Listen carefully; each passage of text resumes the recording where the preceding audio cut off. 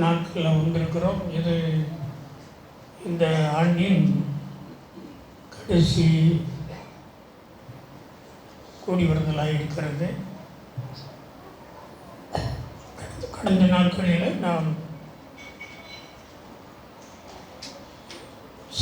நாம் பரிசுத்தம் அடையும்படியாய், சபை பரிசுத்தமாகும்படியாய் உபவாச நாட்களை அனுசரித்து வருகிறோம். ஒவ்வொருத்தரும் உங்களுடைய சூழ்நிலைக்கு ஏற்றபடி உபவாசம் பண்ணி ஜெபித்திருக்கிறீர்கள். எப்படியானாலும் இந்த நாட்களில் நாம் இன்னும் பரிசுத்தம் அடைய வேண்டியவர்களாக இருக்கிறோம்.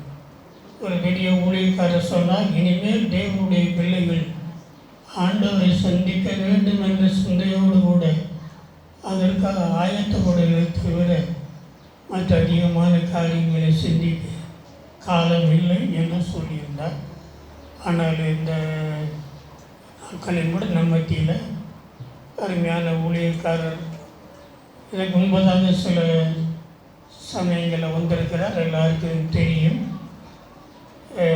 விசேஷமாய் சமயத்தில் அவருடைய துணைவியார் என்னை போல அவர்களும் இருதய அறுவை சிகிச்சை பெற்று கொஞ்ச காலம் நன்றாய்த்தான் இருந்தார்கள். அவர்கள் அந்த அரசாங்க மருத்துவமனையில் அதை செய்தார்கள். அனைவருடைய தயவுகள் இருந்ததுனால நல்ல விதமாய்த்தான் அதையெல்லாம் பார்த்தார்கள். இருந்தாலும் சமயத்தில் அவர்கள் அதில் பாதிக்கப்பட்டு அவர்கள் இறந்து போய்விட்டார்கள். அதை போய் சாய்க்கிறதுக்கு என்னால் முடியவில்லை என்ற சூழ்நிலையில் நீங்கள் ஒரு முறை வந்து போங்கள் என்று சொல்லும்போது அவரும் சந்தோஷமாய் வந்தார். அந்த சித்தப்படி இந்த நாளிலே அவர்கள் நம்மகிட்ட வந்திருக்கிறார்கள். இன்றைக்கு சத்திய வசனம் நிறைந்த சாட்சியுள்ள ஊழியக்காரர்களை பார்க்கிறது ரொம்ப அபூர்வமாய் போய்விட்ட ஒரு காலமாக இருக்கிறது. ஆனால் அருமையான ஊழியக்காரர்கள் வேதத்தில் அதிகமான தேறின அநேக காரியங்களை மக்களுக்கு அதை யூடியூப் மூலமாக அங்கங்கே நடக்கிற கூட்டத்தின் மூலமாக அவர் இந்த நாட்களில் அநேகருக்கு ஆசீர்வாதமாய் பிரயோஜனமாய் அவனுடைய வார்த்தைகளை சொல்லி கொண்டிருக்கிறார். அதனால் நான் அதிகமாக அவரிடத்தில் பார்த்த காரியம், ஆண்டவருடைய வார்த்தை அவருக்குள்ளே நிறைந்திருக்கிறது. ஆகவே ஜனங்களுக்கு சரளமாய் ஆண்டுடைய வசனங்களை அவர் சொல்லுகிற ஒரு காரியத்தோடு கூட அவர் எல்லாவற்றிலையும் சாதாரணமாய் இருந்தாலும் உலக பிரகாரமாய் கூட ஒரு இந்து மார்க்கத்திலிருந்து வந்தாலும் அவர் கிறிஸ்தவ அந்த சிஎஸ்எஸ் சபையில் போதகராய் இருக்கிற ஒரு நிலைக்கு படித்து அதுக்குரியதான பட்டங்கள்லாம் பெற்று வேதத்தின் காரியங்களை ரகசியங்களை அதிகமாய் அவர் அறிந்திருக்கிறவராய் இந்த நாட்கள் அநேக இடங்களில் பயன்பட்டு வருகிறார். ஆனால் இந்த நாளில் அவர்கள் நம்மத்தில் இருப்பது ஒரு ஆசீர்வாதமான காரியம்தான். ஏன்னா இன்றைக்கி வசனத்தை வாஞ்சிக்கிற மக்கள் கிடையாது. வசனம் பேசுகிற நேரத்தில் எங்கேயாவது போயிடுவீங்க, கேட்க மாட்டீங்க. இப்படிப்பட்டதான ஒரு காலத்தில் இன்றைக்கி வசனங்களை கேட்கத்தக்கதான ஒரு வாய்ப்பை நமக்கு வைத்திருக்கிறார். அதனால் எவ்வளோ நேரம் பேச முடியுமோ பேசுவார். மறுபடியும் இந்த மாலையில் நமக்கு அப்பம் வைக்குதல் அந்த ஒரு கூடி வருதலை வைத்திருக்கிறோம். அது 4 மணிக்கே ஆரம்பித்து கொஞ்சம் கூடுதலாக வசனத்தை தான் அதிகமாக கேட்க வேண்டும். அதுதான் நம்மை பரிசுத்தப்படுத்தும், அதுதான் நம்மை விடுதலை பண்ணும். அதான் நம்மை உயிர்ப்பிக்கும். ஆகவே அதனுடைய வசனங்களை நம்ம கொஞ்சம் கூடுதலாக நேரம் கேட்டு எப்படி 4 மணிக்கு ஆரம்பித்து ஒரு 7 மணிக்குள்ளாக முடித்து விடலாம் என்று நினைக்கிறேன். ஆகவே அதற்காக ஆயத்தமாக நீங்கள் என்ன செய்யுங்கன்னு அந்த இப்போது நாம் இந்த கூடி வருதல் ஒரு 1 மணியை போல் நாம் முடிப்போம்.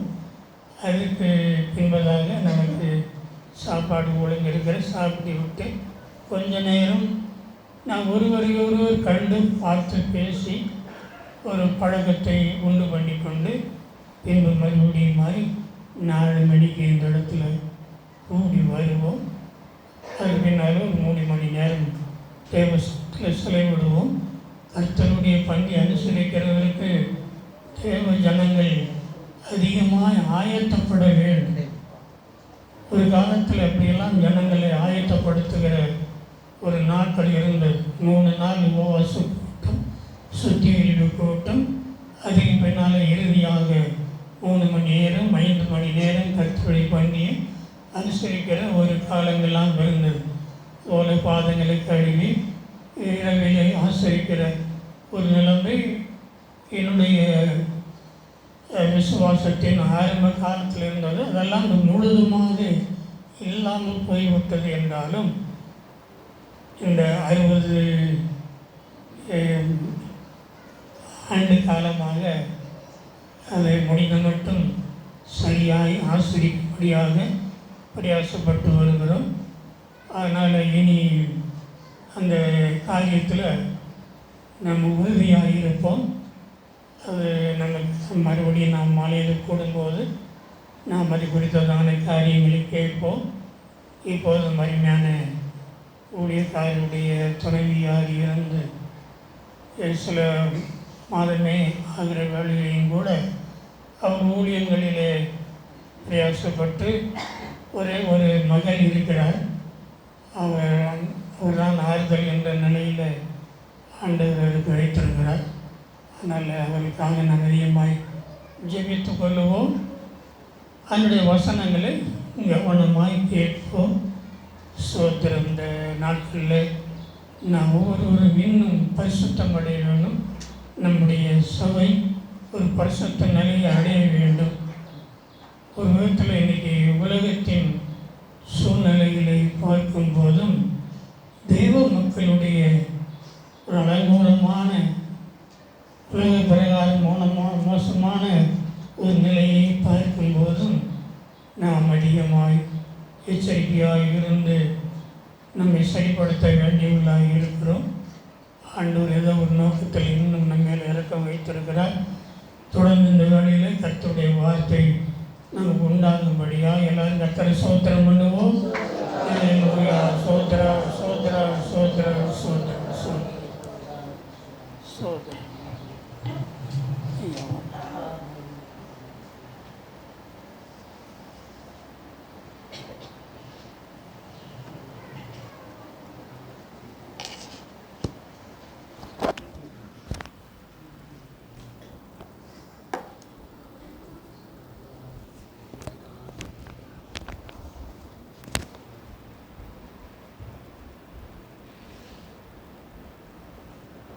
தேவனுடைய பரிசுத்த நாமத்திற்கு சகல கணமும் மகிமையும் துதியும் சோத்திரம் புகழும் உண்டாவதாக. பொதுவாக என்னுடைய ஊழியங்களையும் செய்திகளையும் யூடியூப்பில் கேட்கக்கூடியவர்கள் அதிகமாக என்னை கூப்பிடுறதில்லை. அவங்க பாரம்பரியங்களுக்கும் செய்திகளுக்கும் செய்தி முரணாக இருப்பதுனாலே, வித்தியாசமாக இருப்பதுனாலே, குழப்பமாக இருப்பதுனாலே அந்த காலங்களிலே 1ஆம் நூற்றாண்டிலே இயேசுவையும் அப்போஸ்தலர்களையும் புறக்கணிக்கிற மாதிரி யூதர்கள் பரிசேயரும் இயேசுவை கொலை செய்யக்கூடிய அளவில் மதவெறி ஆனதுனாலே எப்படி அந்த காலங்களில் துன்பப்படுத்தினார்களோ, ஒதுக்கினார்களோ, வெறுத்தார்களோ, குற்றம் கண்டுபிடிக்க நினைத்தார்களோ, அதே 1ஆம் நூற்றாண்டில் உள்ள அந்த சத்தியத்தை பேசுகிறதுனால, அறிந்ததுனால, சொல்கிறதுனால எனக்கும் அந்த பாதிப்பு வந்திருக்கிறது. இன்றைய போதர்கள், ஊழியர்கள் ஏறக்குறைய யூதர்களாகவே கிறிஸ்தவங்களை ஆக்கிட்டாங்க. புறஜாதியிலிருந்து இயேசுவை ஏற்றுக்கொண்டு கிறிஸ்தவங்களானவங்களை கிறிஸ்துவை அறிகிற அறிவிலே, தேவனை அறிகிற அறிவிலே பூரணராகும்படி கடந்து போகக்கூடிய அந்த சூழ்நிலையில் வளர்க்காம பின்னாடி அவங்கள பேக்கில் தள்ளி 24 மணி நேரம் பழைய ஏற்பாட்டையே சொல்லி கொடுத்து, மார்ட்டின் லூத்தரிலிருந்து பிரிஞ்சு வந்த ஸ்தாபனங்களைப் போல, ஆர்சி சபைகளில் உள்ள ஸ்தாபனங்களைப் போல, மிஷனரிகளைப் போல அவங்கள ஆக்கிக்கொண்டு, தலைவர்களாக ஆக்கிக்கொண்டு, கமிட்டியை ஏற்படுத்தி பழைய ஏற்பாடையும் புதிய ஏற்பாடையும் கலப்படமாக மிக்சர் பண்ணி, மண்ணையும் சோத்தையும் சேர்த்து கலப்படம் பண்ணி பிள்ளைகளுக்கு கொடுக்குற மாதிரி ஏறக்குறைய இன்றைக்கி முழு உலகமும் அப்படி ஆகிவிட்டது என்ற வேதனையை அறிஞ்சதுனால எல்லாரும் போகிற வழியில் நானும் போகாமல் 10ல் 11 போவோம்லாண்டு இல்லாமல் ஆதி அப்போஸ்தலர்களுடைய சத்தியத்தை இன்றைய கிறிஸ்தவர்களுக்கு வலியுறுத்த வேண்டும், சொல்ல வேண்டும் என்ற அடிப்படையில் ஒத்தையில் நின்று போராடி தைரியமாக கடந்த 40 ஆண்டு காலமாய் நான் ஊழியம் செய்தாலும் ஏறக்குறைய ஒரு 15 வருஷமாக இந்த வெளிச்சத்தை கண்டு அதிகமாக, இன்னும் சொல்லப்போனால் ஒரு 10 ஆண்டு காலத்தில் அதிகமாக, இன்னும் சொல்லப்போனால் போக போக அதிகமாக தான் போய்கிட்டு தவிர குறைஞ்சி போகலை. இதை நன்றாக கூர்ந்து ஐயா அறிஞ்சதுனாலே, செல்லப்பா ஐயா ஏசப்பாவுக்கு ரொம்ப செல்ல பிள்ளை, உங்களுக்கு அப்பாவாக இருக்கார், அதனால் உங்களுக்கு செல்ல அப்பாவாக இருக்கார், ஏசப்பாவுக்கு செல்ல பிள்ளையாக இருக்கார். அதனால தான் நிறைய பாடல்களை ஏற்றி 176 பாடல்கள் அடங்கிய ஒரு புஸ்தகத்தை இன்றைக்கு நான் பார்த்தேன். மிகுந்த ஆசீர்வாதம், மகிழ்ச்சியான காரியம். ஆடுகளுக்கு பின்னாடி போன தாவீதை ஓட இவரை ஒப்பிட முடியாது. ஆனால் அவன் நிறையா ஒப்பாட்டிகளை வச்சுருந்தான். இன்னொருத்தன் மனைவியை கெடுத்தான், கொலை செஞ்சான்.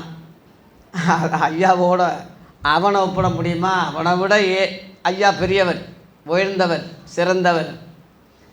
ஏன்னா இவர் பரிசுத்த சகோதரர். அவர் பரிசுத்த சகோதரர் என்று தாவீதை அழைக்க முடியாது. யூதர்கள் வேணால் சொல்லிக்கலாம், நம்மெல்லாம் யூதர்கள் அல்ல, கிறிஸ்தவர்கள். நம்ம பரிசுத்த சகோதரர்கள் என்று கிறிஸ்தவங்களை அழைக்கிறோம். அருமையான ஐயா அவர்களை அந்த அடிப்படையில் தான் நான் அழைக்கிறேன். இதெல்லாம் உங்களுக்கு ஏன் புதுசாக தெரியுதுன்னா, இன்றைக்கி உங்களை அப்படி ஆக்கி வச்சுருக்கான். நான் புதுசாக சொல்லலை, 1ஆம் நூற்றாண்டுக்கு உங்களை கொண்டு போகிறேன். ஆகவே என் செய்தி, என் காரியங்கள்லாம் வித்தியாசமாக இருக்கும். அதனால் துரு உபதேசமோ பிசாசின் சத்தியமோ நினச்சிடாதீங்க. உள்வாங்குங்க, யோசிங்க. கேட்ட உடனே விளங்காது, கேட்க தான் விளங்கும். அதனால் என் யூடியூப்பில் அதிகமாக நேரம் கிடைக்கும்போது பாருங்கள். கர்த்தர் நம்மை ஆசீர்வதிப்பாராக. இன்றைக்கி பல இழப்புகள், கஷ்டங்கள், கண்ணீர்கள் மத்தியிலும் கூட ஐயா அவர்கள் சொன்ன மாதிரி போன மாதம் 14ஆம் தேதி என் மனைவி இறந்துட்டாங்க. 2017 ஓப்பன் சர்ஜரி மதுரை ஜிஹெச்சில் பண்ணேன். அவங்க ஏற்கனவே அந்த நோய் இருந்து மறைச்சி எனக்கு கட்டி கொடுத்தாங்க. 2009 அவங்க சிபிஎம்ல, அதனால் அவங்க ரொம்ப மிஞ்சின பரிசுத்தவான்களாக இருக்கிறதுனால அதை மறைச்சிட்டாங்க. 2009 மதுரையில் ஜேஜே ஒரு அருள் ஐயா மூலமாக அந்த கல்யாணம் நடந்தது. ஒரு ஏழை குடும்பம், அப்பா இறந்துட்டார், ஆதரவு இல்லையா, நீங்கள் ஊழியக்காரியாக ஏற்றுக்கங்கன்னு சொல்லி ஊழியக்காரங்க சொல்கிறதுக்கு இணங்க 2009 திருமணமாகி 2014 பாப்பா பிறந்தாங்க. என்னுடைய மக சாராபால். அப்போ டாக்டரு தான் முழுசாக சொன்னார், ஐயா இந்த மாதிரி இவங்க கல்யாணமே பண்ணியிருக்கக்கூடாது, இருதய வாழ்வுக்கு நோய், அதனால் மறைச்சிட்டாங்க உங்களுக்கு, இனிமேல் நீங்கள் குழந்த வேண்டாம்யா, இறந்துருவாங்க, இப்போ உடனே ஆப்ரேஷன் பண்ண முடியாது, இப்போவும் இந்த குழந்தைக்கு சுகப்பிரசவம் ஆகாது, ஆப்ரேஷன் பண்ணி தான் எடுக்கணும், அடுத்து இன்னொரு ஆப்ரேஷன் இதுக்கு தாங்காது, இன்னொரு 3 வருஷம் கழித்து நீங்கள் ஆப்ரேஷன் பண்ணுங்கய்யா அப்படின்னு சொல்லிட்டாங்க, இல்லாட்டினா இறந்துருவாங்கன்னே சொல்லிட்டாங்க. சரியா, எனக்கு ஆண்டவர் பெண் குழந்தை கொடுத்துருக்கார், அது போதும்னு சொல்லிவிட்டு 2017 3 வருஷம் கழித்து மதுரை ஜிஹெச்சில் தான் ஓப்பன் சர்ஜரி பண்ணேன். கடந்த 8 ஆண்டு காலமாக ஐஎன்ஆர் டெஸ்ட்டுன்னு சொல்லுவாங்க, எவ்வளவோ சிகிச்சை, கரெக்டாக மாத்திரை 6 மணி மாத்திரைன்னு சொல்லுவாங்க, அது கண்டிப்பாக சாப்பிடணும். ஐயா அந்த அனுபவத்தை கடந்து வந்ததுனால அவருக்கு தெரியும், உங்களுக்கும் அவரோட இருக்கிறதுனால உங்களுக்கும் தெரியும். எவ்வளவோ பாடுகள் மத்தியில் பிள்ளைய வளர்த்துக்கிட்டு சிகிச்சை பண்ணிக்கிட்டு தான் இருந்தேன். கடைசி நேரத்தில் ரத்தம் குறைஞ்சி போச்சு.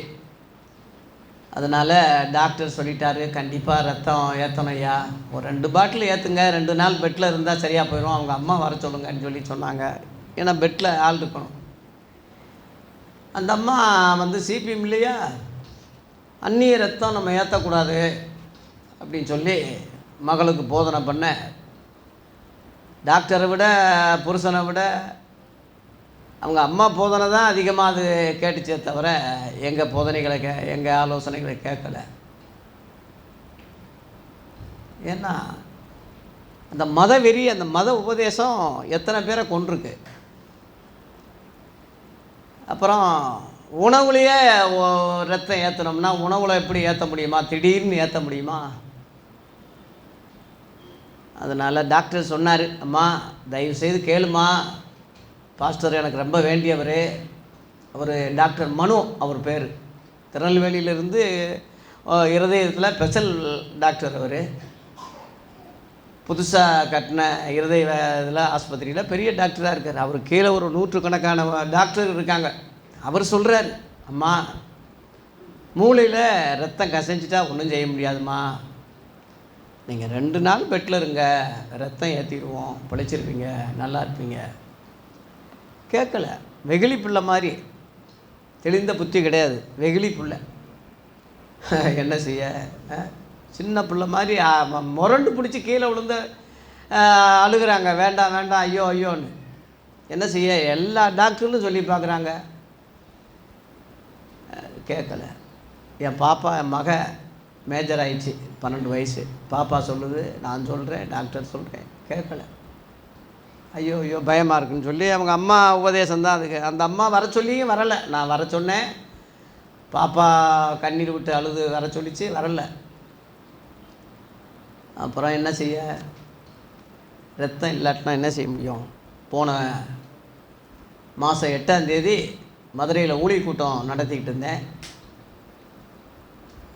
புதிய ஏற்பாடு ஊழியர் ஐக்கியம்னு ஒன்று ஆரம்பிச்சிருக்கேன் மதுரையில். 8ஆம் தேதி முடிச்சுட்டு அன்றைக்கி நைட்டு கோயம்புத்தூருக்கு போனேன்.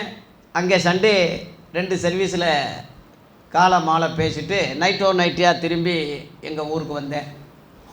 அதிகாலையில் ஒரு 4-5 மணி அளவில் வீட்டுக்கு வந்தேன். கதவை திறந்து விட்டு என்னைய படுக்க சொல்லி காலையில் பாப்பாவை ஸ்கூலுக்கெல்லாம் அனுப்பி சோறு குழம்பெல்லாம், எனக்கு பிரியமான குழம்பு கருணக்கிழங்கு குழம்பு, அன்னைக்கு தான் வச்சுருக்கேன். எத்தனையோ நாள் வைக்க சொல்லி வைக்கலை, அன்னைக்கு தான் குழம்பு வச்சு சாப்பிடுங்கன்னு சொல்லிட்டு. ஒரு டயர்டாக இருந்ததுனால நான் தூங்கிட்டேன். காலையில் எந்திரிக்க முடியல. அது பாப்பா ஸ்கூலுக்கு போயிட்டாங்க. ஒரு 12 மணிக்கு எந்திரிச்சு குளிச்சுட்டு சாப்பிட்டுட்டு நீ சாப்பிடுமான்னு. தலை வலிக்குது, எனக்கு வாந்தி வருது அப்படின்னு சொன்னாங்க. சரி, ஆஸ்பத்திரி பக்கத்துலேயே ஒரு கவர்மெண்ட் ஆஸ்பத்திரி இருக்குது, வாமான்னு. அப்புறம் பிளிப்பு மிட்டாய் கொடுங்க, வாந்தி வருதுன்னு சொல்லி அந்த மிட்டாய் எடுத்து கொடுத்தேன். சாப்பிட்ட உடனே அப்படியே கீழே சாஞ்சிட்டான். கை காலெல்லாம் நரம்பு மாதிரி இழுத்துருச்சு. அப்புறம் பக்கத்தில் உள்ளவங்கள்லாம் வந்து பிடிச்சாங்க. அப்புறம் உடனே பக்கத்தில் அந்த கவர்மெண்ட் ஆஸ்பத்திரிக்கு போனோம். ஐயா அதுங்க ஓப்பன் சர்ஜரி பண்ணதுனால நீங்கள் ட்ரீட்மெண்ட்லாம் மதுரையில் தான் இருக்கு ஜிஹெச்சில், நான் எழுதி கொடுக்குறேன் 108 வர சொல்கிறேன்னு உடனே எழுதி கொடுத்து 108 வர சொல்லி முதல் சிகிச்சைங்க ஊசியெல்லாம் போட்டு அனுப்பிட்டாங்க. அவசர வார்டில் போய் சேர்த்துட்டேன். ஐசியூவில் 10 நவம்பர் 10 10 11 12 13 14ஆம் தேதி வெள்ளிக்கிழமையில் ஆண்டவர் இறந்த மாதிரி என் மனைவி அன்னைக்கு இறந்தா. எவ்வளவோ போராடி ஜெபிச்சு பார்த்தாலும் ஆண்டவர் சித்தம் என்ன செய்ய, நமக்கு மேலே ஒரு தேவன் இருக்கார் இல்லையா, அவர் அனுமதி இல்லாமல் எதுவும் நடக்காது, ஒரு முடிவோடு விழாதுன்னு சொல்கிறார் இல்லையா. அதனால் நம்ம போராடி கிடைக்கலன்னா நம்ம சங்கடப்படக்கூடாது, முறுமுறுக்கக்கூடாது, குறை சொல்லக்கூடாது ஆண்டவரை. ஆண்டவர் சித்தம் அது, அவர் சித்தம் இல்லாமல் எதுவும் நடக்காது. அன்றைக்கு அடக்கத்துக்கு எனக்கு கல்லறை இல்லை. மதுரை ஹைகோர்ட்டில் கல்லறைக்காக கொடுத்த இடத்த ஆக்கிரம் பண்ணதுனால பயன்படுத்த முடியாதனால கேஸ் போட்டிருந்தேன். அந்த ஆக்கிரமிப்பை அகற்ற சொல்லி பல வருஷமாக அந்த வழக்கு நடந்தாலும் போன ஒரு 2 மாதத்துக்கு முன்னாடி என் பக்கம் நல்ல தீர்ப்பானது. ஹைகோர்ட்லேருந்து 15 சென்ட் இடம் கல்லறைக்கு பாலமுருகேசன்கிட்ட கொடுத்துருங்க, மெய்யான ஒளி தேவ சபைக்கு உரியது, நீங்கள் 12 வாரத்துக்குள்ளே க்ளீன் பண்ணி அவர்கிட்ட கொடுத்துருங்கன்னு சொல்லி ஹைகோர்ட்டு கலெக்டருக்கு உத்தரவு கொடுத்துட்டாங்க. அந்த கலெக்டர் வந்து இந்த தேர்தல் வேலை இதனால் பிஸியாக இருக்கிறதுனால அரசாங்க வேலை தான் தெரியுமில்ல, ஆமாம் வேலை சீக்கிரம் நடக்காது. அது கையில் நம்ம கிடச்சும் வாய் கட்டாத மாதிரி பயன்பட முடியாமல் கல்லறை இடம் இல்லை. என்ன செய்கிறது ஆண்டவரே. அதை சிலர் அந்த நேரத்தை பயன்படுத்தி அவங்க வலைக்கு விழுறதுக்கு, அவங்களுடைய காரியங்களை பாஸ் பண்ணுறதுக்கு என்னைய சிலர் அதை பயன்படுத்துகிறாங்க. மற்ற சிலர் கல்லறைக்கு தூரமாக இருக்குது இடம் கொடுக்கறதுக்கு ரெடி. ஆனால் கிரமர் சுரேஷ் ஐயா மதுரை ரச்சனி ஆலயம் டிஎல்சியில் ஒரு பெரிய தேவ மனுஷன், எனக்கு நண்பர். அவரிடத்தில் நான் இந்த காரியங்களை சொல்லும்போது, நான் என்ன செய்யணும் ஐயா சொல்லுங்கள் அப்படி தான் சொன்னார். ஏசப்பா கேட்பார்ல, நான் உனக்கு என்ன செய்ய வேண்டும் இருக்கிறாய், அவர் கேட்கலாம், தேவன் கேட்கலாம். ஆனால் அந்த இடத்துல இயேசு நின்று பேசின மாதிரி கிரமர் சுரேஷ் ஐயா அவர்கள் என்கிட்ட என்ன செய்யணும் உங்களுக்கு சொல்லுங்கள் ஐயா, இந்த மாதிரி ஏதாவது ஆகிட்டா நான் என்ன செய்ய, நான் இருக்கேன் சகோதரனே, நீங்கள் ஏன் கவலைப்படுறீங்க, நான் இருக்கேன்ல அப்படின்னு சொல்லி ஒரு பெரிய ஒரு தேவ மனுஷன். நான் சிஎஸை விட்டு டைசிஸை விட்டு விலகி தனியாக சபையை நிறுவி என் மக்களுக்காக குறி சொல்கிற அந்த நாய்க்குமார்களுக்காக ஊழியம் செஞ்சிகிட்ருக்கேன். இங்கே நிறையா பேர் ரசிக்கப்பட்டிருக்காங்க, ஞானசானம் எடுத்திருக்காங்க, நிறையா ஊழியர்கள் எழுப்பியிருக்காங்க. அந்த தரிசனத்துக்காக என் மக்களுக்காக நாங்கள் சபையை நிறுவி செஞ்சுக்கிட்டு இருக்கேன். மற்ற வெளிநாட்டு உதவியோ அல்லது வேறு ஸ்தாபனத்தில் சம்பளம் வாங்குறதோ இல்லை, விசுவாச ஊழியம்தான்.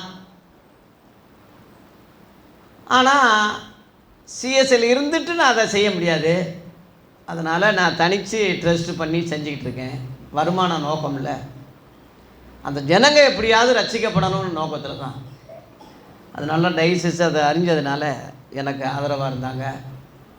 குறிப்பாக கிரமர் சுரேஷ் ஐயா முழு பொறுப்பெடுத்து அவங்க அம்மா வைத்த கல்லறை இடத்துலையே பழைய கல்லறையில் மெஜிரா கோர்ஸ் பக்கத்தில் 15ஆம் தேதி போன மாதம் சிறப்பான அடக்க ஆராதனை அவரே முன்னின்று வல்லவங்கள்லாம் காப்பியை கொடுத்து ஒரு பெரிய கேனே தீர்ந்து திரும்ப ஒரு கேனை கொண்டு வந்து கொடுத்து, என் கூட பிறந்த சகோதரர்கள் உறவினர்கள் கூட எனக்கு அதை யாரும் செய்யலை வைக்கலை, யாரும் பக்கத்தில் அதை செஞ்சுருக்க முடியாது. அவ்வளோ பெரிய உதவி என் வாழ்நாளில் அது மறக்க முடியாத ஒரு காரியம். சகோதரன் முன்னின்று அதை நடத்தினார்.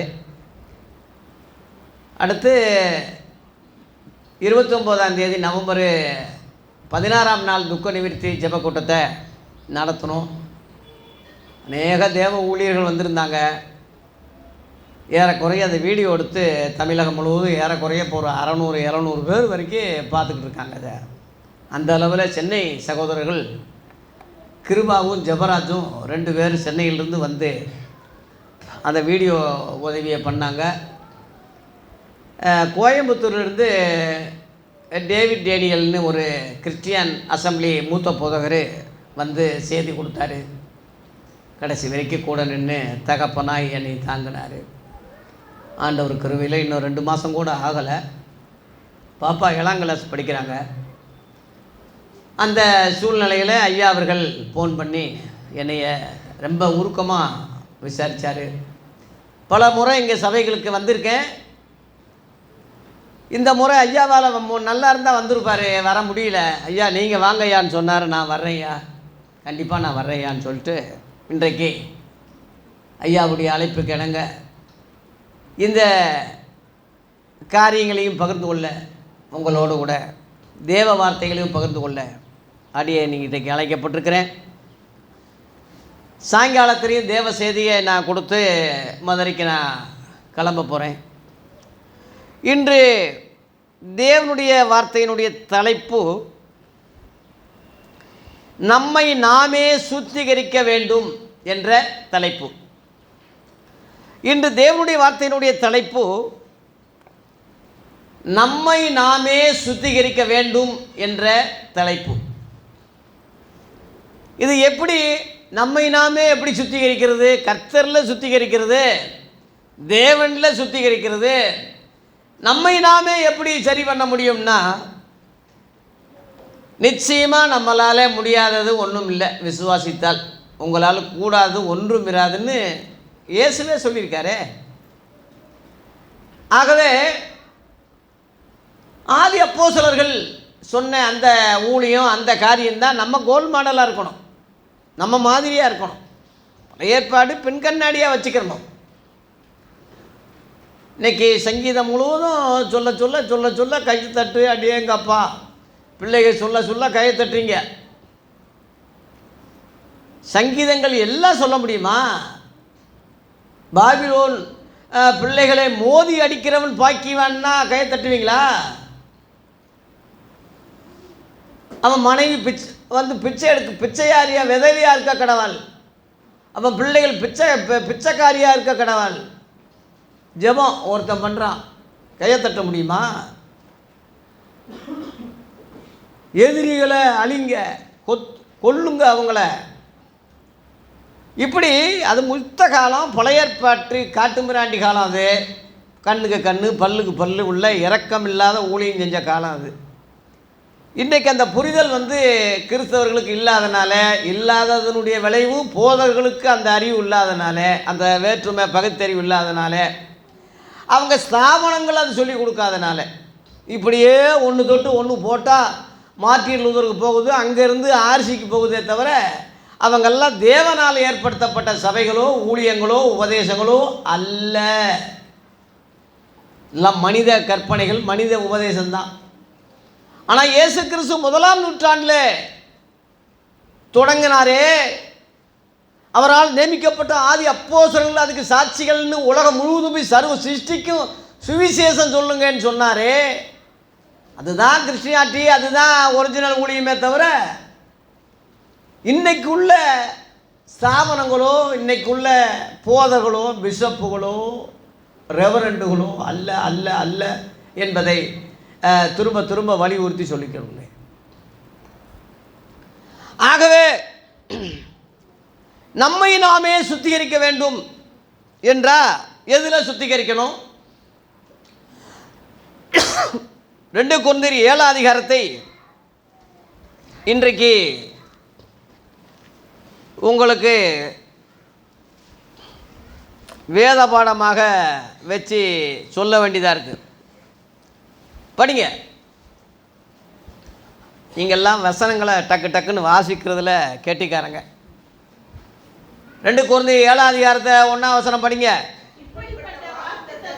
இப்படிப்பட்ட வாக்குத்தத்தங்கள் நமக்கு உண்டாயிருப்பதினாலே பிரியமானவர்களே, கவனிங்க, மாம்சத்திலும் ஆவியிலும் உண்டான எல்லா அசூசையும் நீங்க நம்மை சுத்திகரித்து கொண்டு பரிசுத்தமாகுதலை பயத்தோடு, தெய்வ பயத்தோடு பூரணப்படுத்த கடவோம்.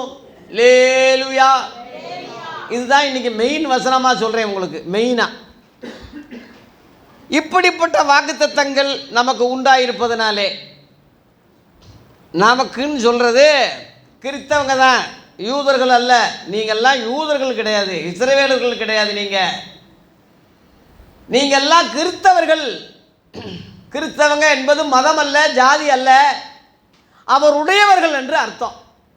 அப்போஸ்தலர் 11:26 அந்தியோகியா புறஜாதி சபைகளில் இயேசுவின் சீசர்களுக்கு வந்த பேர் தான் அது. முதன்னே இருக்க. பழைய ஏற்பாட்டில் எங்கடா கிறிஸ்தவன் பேர் இருக்கு? புறஜாதிகளை நாய்கள்னு சொன்னாங்க, புறஜாதிகளை பிசாசின் பிள்ளைகள்னு சொன்னாங்க. ரொம்ப கேவலமாக நினைச்சாங்க, சொன்னாங்க. அந்த புறஜாதிக்கு தானே நீங்களும் நான். இன்னைக்கு கூட அந்த புத்தி மாறி இருக்கா யூதர்களுக்கு? இஸ்ரேல் நாட்டுக்கு போங்க, நம்மளை ஏற்றுக்குருவானா? நம்ம பாஸ்டர்னா மதிப்பானா? நம்மளை கிறிஸ்டியான் தான் போடா நாயின்னு தான் சொல்லுவானே தவிர, அவன் நாங்கள் யெகோவா, நாங்கள் பழைய ஏற்பாடு 10 கற்பனை, நாங்கள் எங்கள் மோசே அப்படி தான் சொல்லுவானே தவிர நம்மளை ஏற்றுக்கிற மாட்டான். இப்போ வரைக்கும் கரண்டில் சொல்கிறேன். இன்னைக்குள்ள நாதாரிகளுக்கு அந்த அறிவு இல்லாதனால அவனுக்கு முட்டு கொடுக்குறான். இஸ்ரவேல் நல்லா சண்டை போடட்டும், காசாவை ஜெயிக்கட்டும், அவனை அடிக்கட்டும், இவனை கொல்லட்டும், இந்த பிள்ளைகள்லாம் கொல்லுங்க, இஸ்ரவேலின் தேவன் சொன்னால் இவன் என்னடா மனுஷத்தன்மை? இவன் என்ன மனுஷன்? இவன் அந்த புத்தி தானே இவனுக்கு இருக்கும். ஆகவே இப்படிப்பட்ட வாக்குத்தத்தங்கள், எப்படிப்பட்ட வாக்குத்தத்தம்? நீங்கள் புது வருஷம் வரப்போகுது, வாக்குத்தத்தம் சொல்ல ரெடியாக இருக்கா ஐயா? நாங்கள்லாம் குறி சொல்கிற இடத்துலேருந்து ரட்சிக்கப்பட்டு வந்தால் எங்களை விட குறிகாரம் இருக்கான் இங்கே. ஒவ்வொரு வருஷமும் ஜோதியம் சொல்கிற மாதிரி, குறி சொல்கிற மாதிரி, இப்படி நடக்கும், அப்படி நடக்கும், இந்த வருஷத்தில் அது நடக்கும், இந்த வருஷத்தில் இது நடக்கும். என்ன நடந்திருக்கு இவன் சொன்னது? அப்படியே நடந்தாலும் ஜோசியம் சொல்கிற குறி சொல்கிறவனுக்கு நடக்குதுல்ல. எகிப்து தேசத்தில் மந்திரவாதியை அற்புதம் செய்யலையா? மோசே செஞ்ச மாதிரி, ஆர்வன் செஞ்ச மாதிரி மந்திரவாதிகளையும் செஞ்சாங்கல்ல. அப்போ செஞ்சதுனால அது உண்மையாகுமா? கடவுளாகுமா? அது உண்மையாகுமா? சத்தியமாகுமா? அது அற்புத அடையாளங்களை வச்சு எதையும் நம்பாதீங்க. வாக்குத்தத்தங்கள் சொல்கிறதெல்லாம் வச்சு நம்பாதீங்க. அப்படியே நடந்தாலும் நம்பாதீங்கன்னு சொல்கிறேன். ஆகவே தேவ பிள்ளைகளே, அவன் சொல்கிறது சத்தியமாக இருக்கலாம், ஆனால் அவன் கள்ளத்திற்கு தரிசியாக இருக்கானே. பீலேயாம் சொன்னான்ல, என்னாகம 24:17 இதோ ஒரு நட்சத்திரம் தோன்றும் யூதாவிலிருந்து. அவன் சொன்னது உண்மை, கரெக்டு தான், நடந்துச்சு. ஆனால் அவன் ஒரு கள்ளத்திற்கு தரிசி பீலேயாம். கூலிக்காக மாரடித்தவன், அவனை குறிகாரனை வெட்டி கொண்டாங்க. அப்புறம் அந்த மாதிரி இன்னைக்கு ஏகப்பட்ட கள்ளத்திற்கு தரிசிகள் நிறையா எழும்பியிருக்கான். 1 2 உண்மையாக உங்களுக்கு தெரிஞ்சாலும் கூட அந்த உண்மையை தான் பிடிச்சிக்கிறணுமே தவிர அவனை பின்னாடி போகக்கூடாது, அவன் பின்னாடி ஜாலரா அடிச்சுக்கிட்டு போகக்கூடாது. வாக்குத்தத்தங்கள் ஒவ்வொரு வருஷமும் இந்த மாதந்தோறும் இந்த டிசம்பர் மாதம் வாக்குத்தத்தம், அமாவாசை ஜபம், பௌர்ணமி ஜபம். சென்னையில் பார்த்தீங்கன்னா ஒரு தெருவுக்கு 10 சபை இருக்குது, டீ கடை மாதிரி. அவன் சபையை ஆள் இழுக்க, இவன் ஆள் அவன் இழுக்க. அப்போ 2 பாஸ்டருக்கு எப்படி ஒற்றுமை இருக்கும்?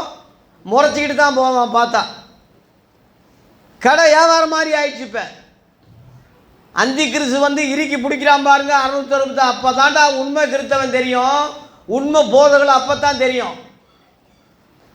ஆகவே ஏகப்பட்ட அளவில் இன்றைக்கி அமாவாசை ஜபம், பௌர்ணமி ஜபம், வாக்குத்தத்த ஆராதனை. உண்மையிலேயே வாக்குத்தத்தம்னா என்னன்னு தெரியுமா? உங்களுக்கு சொல்கிறேன். வாக்குத்தத்தம் கிறிஸ்தவங்களுக்கு இல்லை, முழு உலகத்துக்கும் உள்ள வாக்குத்தத்தம். குறிப்பாக கிறிஸ்தவங்களுக்குள்ள வாக்குத்தத்தம் என்ன தெரியுமா? 1 யோவானில் 2:25 தயவு செய்து மனசுக்குள்ளே வச்சுக்கோங்க. அது 1 யோவானில் 2:25 நித்திய ஜீவனை அளிப்பேன் என்பதல்ல, என்பதே அவர் நமக்கு செய்த. இது மனசுக்குள்ளே வச்சுக்கோங்க. எந்த வருஷத்துக்கும் பொருந்தும், எக்காலத்துக்கும் பொருந்தும். ஒவ்வொரு வருஷமும் ஜோதியும் சொல்கிற மாதிரி வாக்குத்தத்தம் ஏமாற்றிக்கிட்டு இருக்கான்னா உங்களைத்தான் சொல்லணும். கிறிஸ்தவர்களே, நீங்கள் வெளிப்படையணும், நீங்கள் ஜாக்கிரதை அடையணும். என்பதல்ல, என்பதே அதுதான் வாக்குத்தத்தம். ஏன் அப்படின்னா உங்களை ஏமாத்துறவங்க இருக்கிறாங்கன்னு கீழே 26 இருக்கு. உங்களை வஞ்சிக்கிறவளை குறித்து இதை உங்களை ஏமாத்துறாங்க, பொய் சொல்லி ஏமாத்துறாங்க, காசை பிடுங்குறாங்க, உங்கள் அறியாமையை பயன்படுத்தி உங்களை மூடத்தனத்துக்கு கொண்டு போகிறாங்க. அதுக்காகத்தான் இதை சொல்கிறேன்னு அது அப்போஸ்தலர்கள் சொன்னாங்க. நித்திய ஜீவனை அளிப்பேன் என்பதே வாக்குத்தத்தம். இந்த வாக்குத்தத்தங்கள் முழுவதும் பார்த்தீங்கன்னா இயேசு கிறிஸ்துக்குள்ளே இருக்கு. 1 கொரிந்தியர் படிங்க 1:20. 2 கொரிந்தியரா 1 கொரிந்தியரா பாருங்க 1:20. தேவனுடைய வாக்குத்தத்தங்கள்லாம் எங்களால் படிங்க.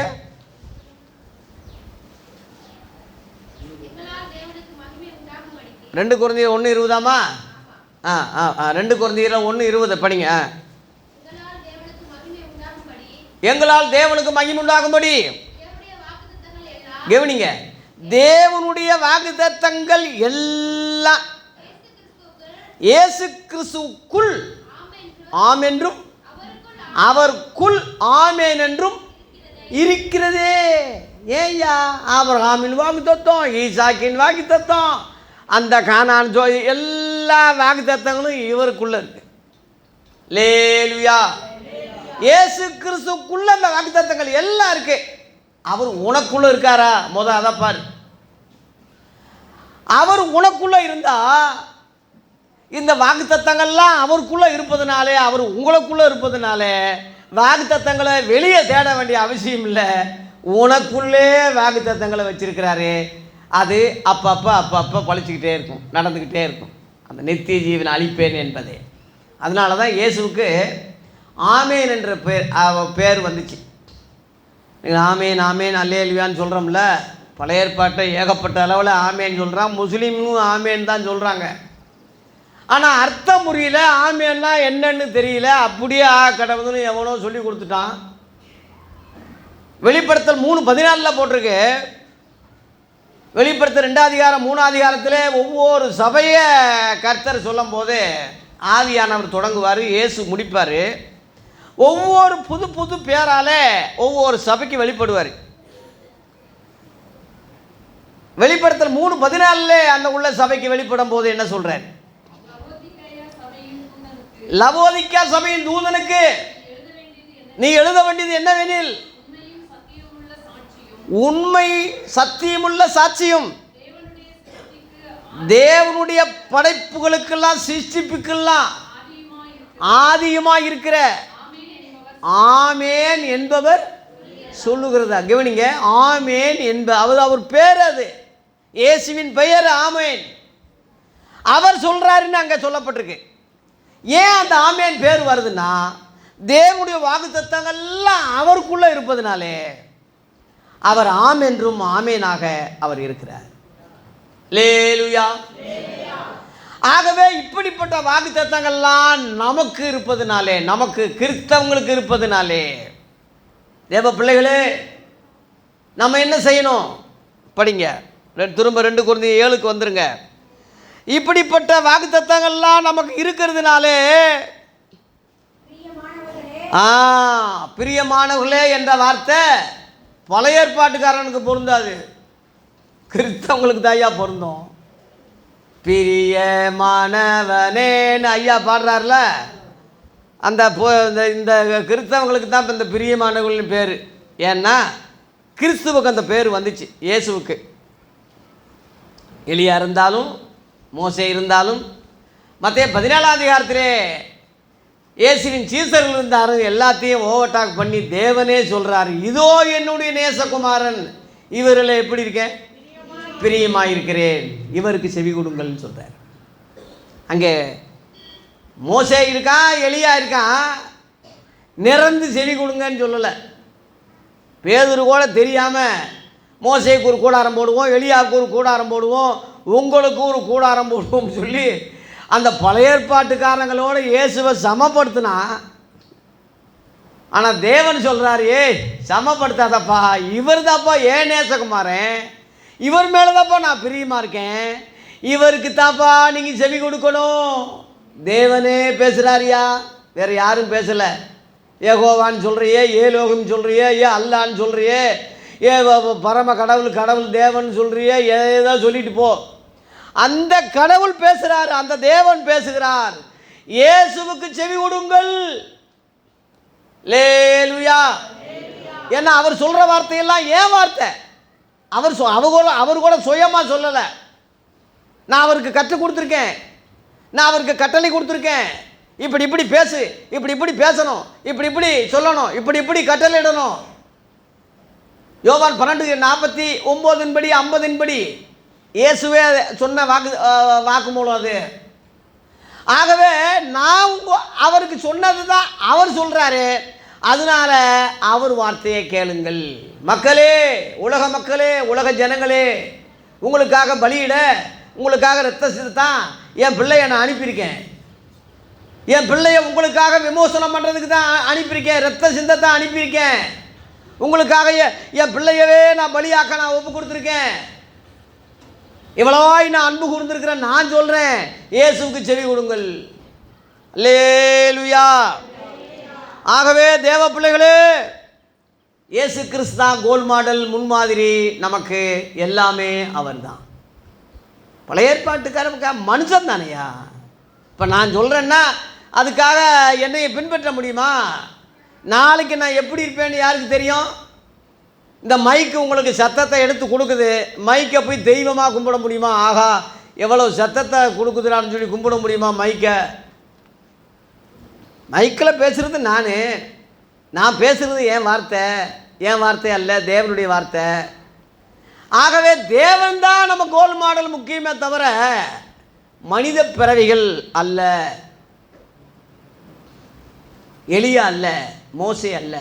ஏன் அப்படி சொல்கிறேன்னா, எலியா செஞ்ச மாதிரி செய்வோமான்னு சீசர்களே தெரியாமல் கேட்டாங்க. லூக்கா 9:53 படிக்கும்போது சமாரியா கிராமத்தில் இயேசுவை ஏற்றுக்கிற மாட்டாங்க. எலியா செஞ்ச மாதிரி செய்வோமா? இன்னைக்குள்ள சில கூமுட்டைகள் நாதாரிகள் சொல்கிற மாதிரி எலியாவின் தேவன் என் தேவன் பாட்டே பாடுறான் ஐயா. செய்வோமான்னு சொல்லும் போது இயேசு ஆஹா அருமையாக சொல்கிறீங்களேன்னு சொல்லி பாராட்டல. என்ன சொன்னார்? அதட்டினார். இன்னும் ஆவி உள்ள ஒன்று உங்களுக்கு தெரியாதா? உனக்கு மனசுகுமாரனை அழிப்பதற்கல்ல, சொல்ல மாட்டீங்களே, ரட்சிக்கவே வந்தேன். அல்லேலூயா.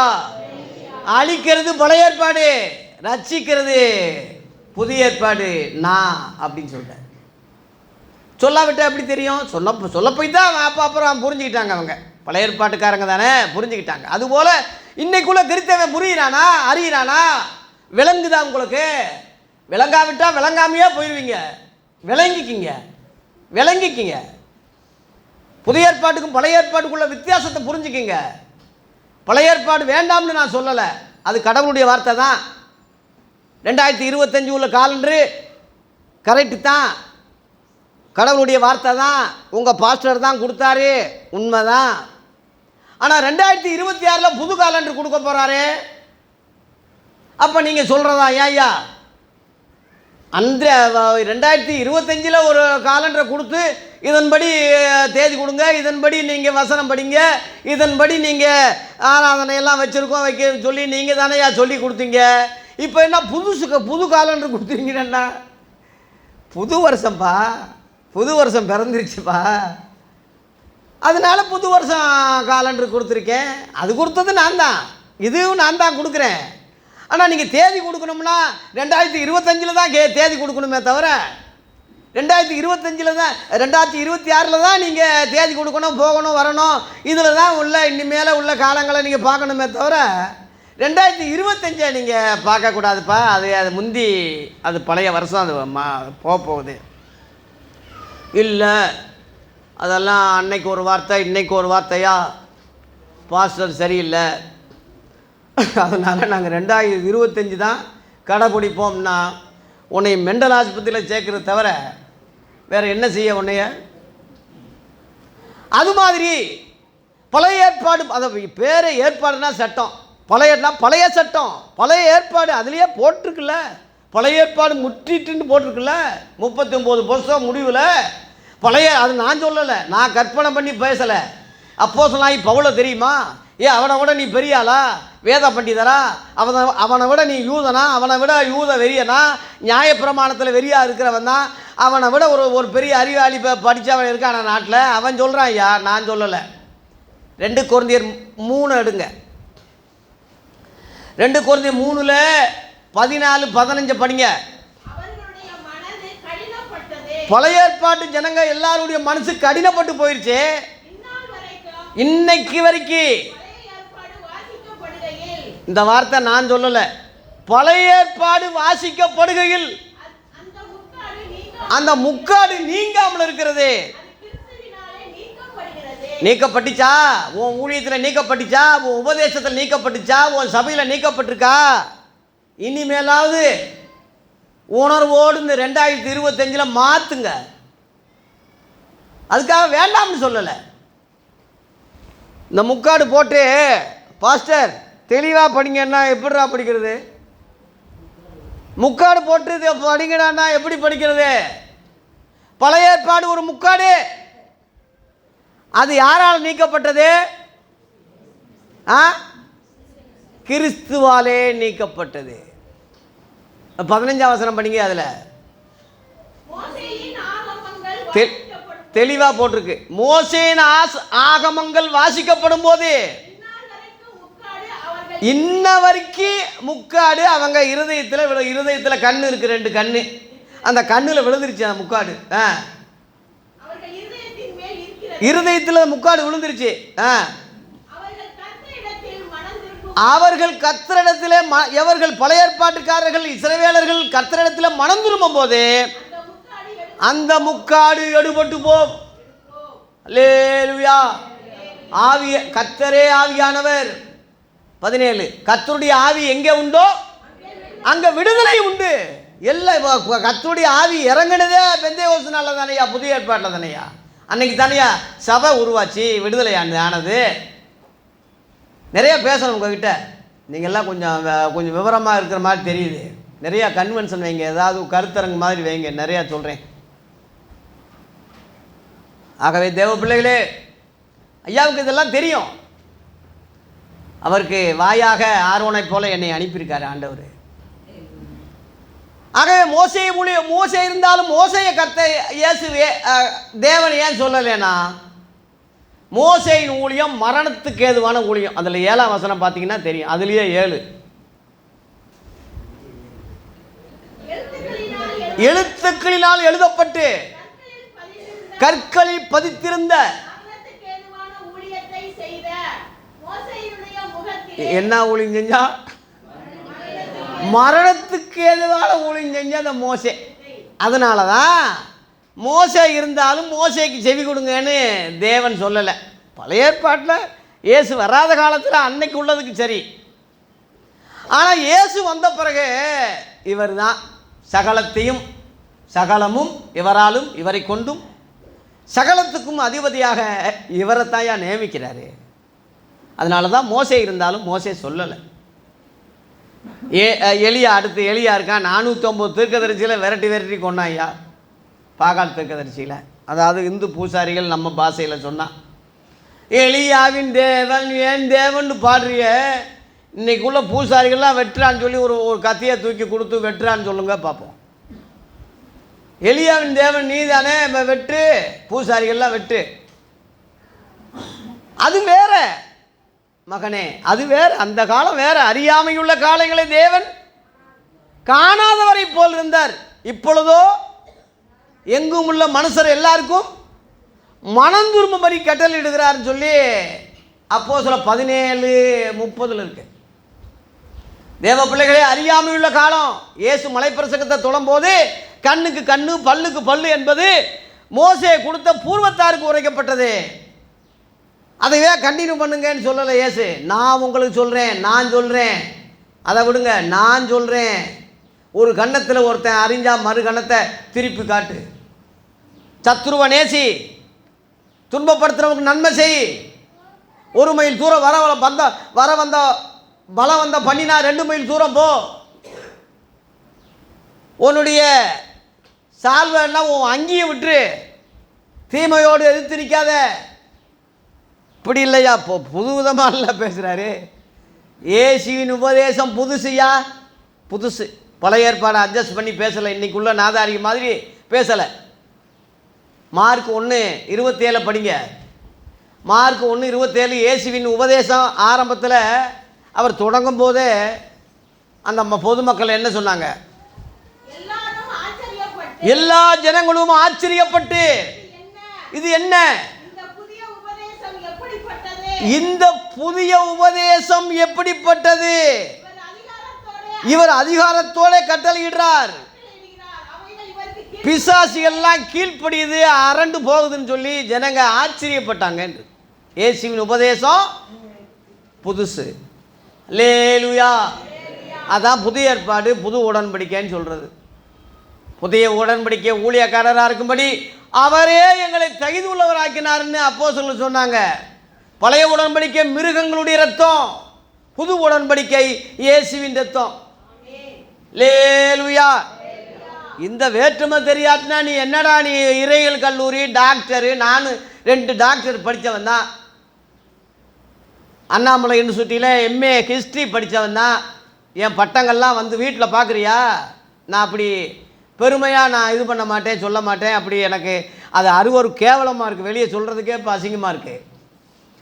நிருபங்கள் தான் ரோமர் டு யூதா வரைக்கும் உள்ள நிருபங்கள் தான் கிறிஸ்தவங்களுடைய வழிகாட்டிகள், சட்ட புஸ்தகம். அதுதான் அறிவுரையே தவிர பழைய ஏற்பாடு சரித்திர புஸ்தகம். அதனால் வேண்டாம்னு சொல்லலை.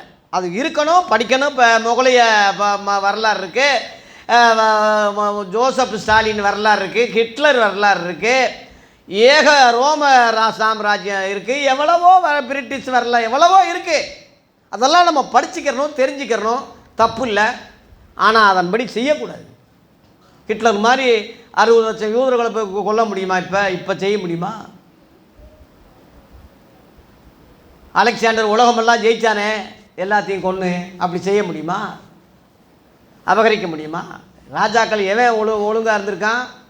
அது மாதிரி நானும் நானும் செய்வேன்னா செய்ய முடியுமா? அது நடக்க முடியுமா? தெரிஞ்சுக்கலாம். அதுபோல் பழைய ஏற்பாடு தேவை, வேண்டும். ஆனால் அதன்படி செய்யக்கூடாது, நடக்கக்கூடாது. ஒரு உதாரணம் சொல்கிறேன். 1 கொரிந்தியர் 10ஆம் அதிகாரத்தில் நீங்கள் 1 கொரிந்தியர் 10ஆம் அதிகாரத்தில் நீங்கள் 4ஆம் வசனத்திலிருந்து பார்த்தீங்கன்னா பழைய ஏற்பாடை ஒப்பிட்டு பவுல் சொல்கிறான் ஒரு வார்த்தை. எல்லாரும் ஒரே ஞானபானத்தை அந்த செங்கடலிருந்து பிரிஞ்சு வரும்போது எல்லாம் குடித்தாங்க.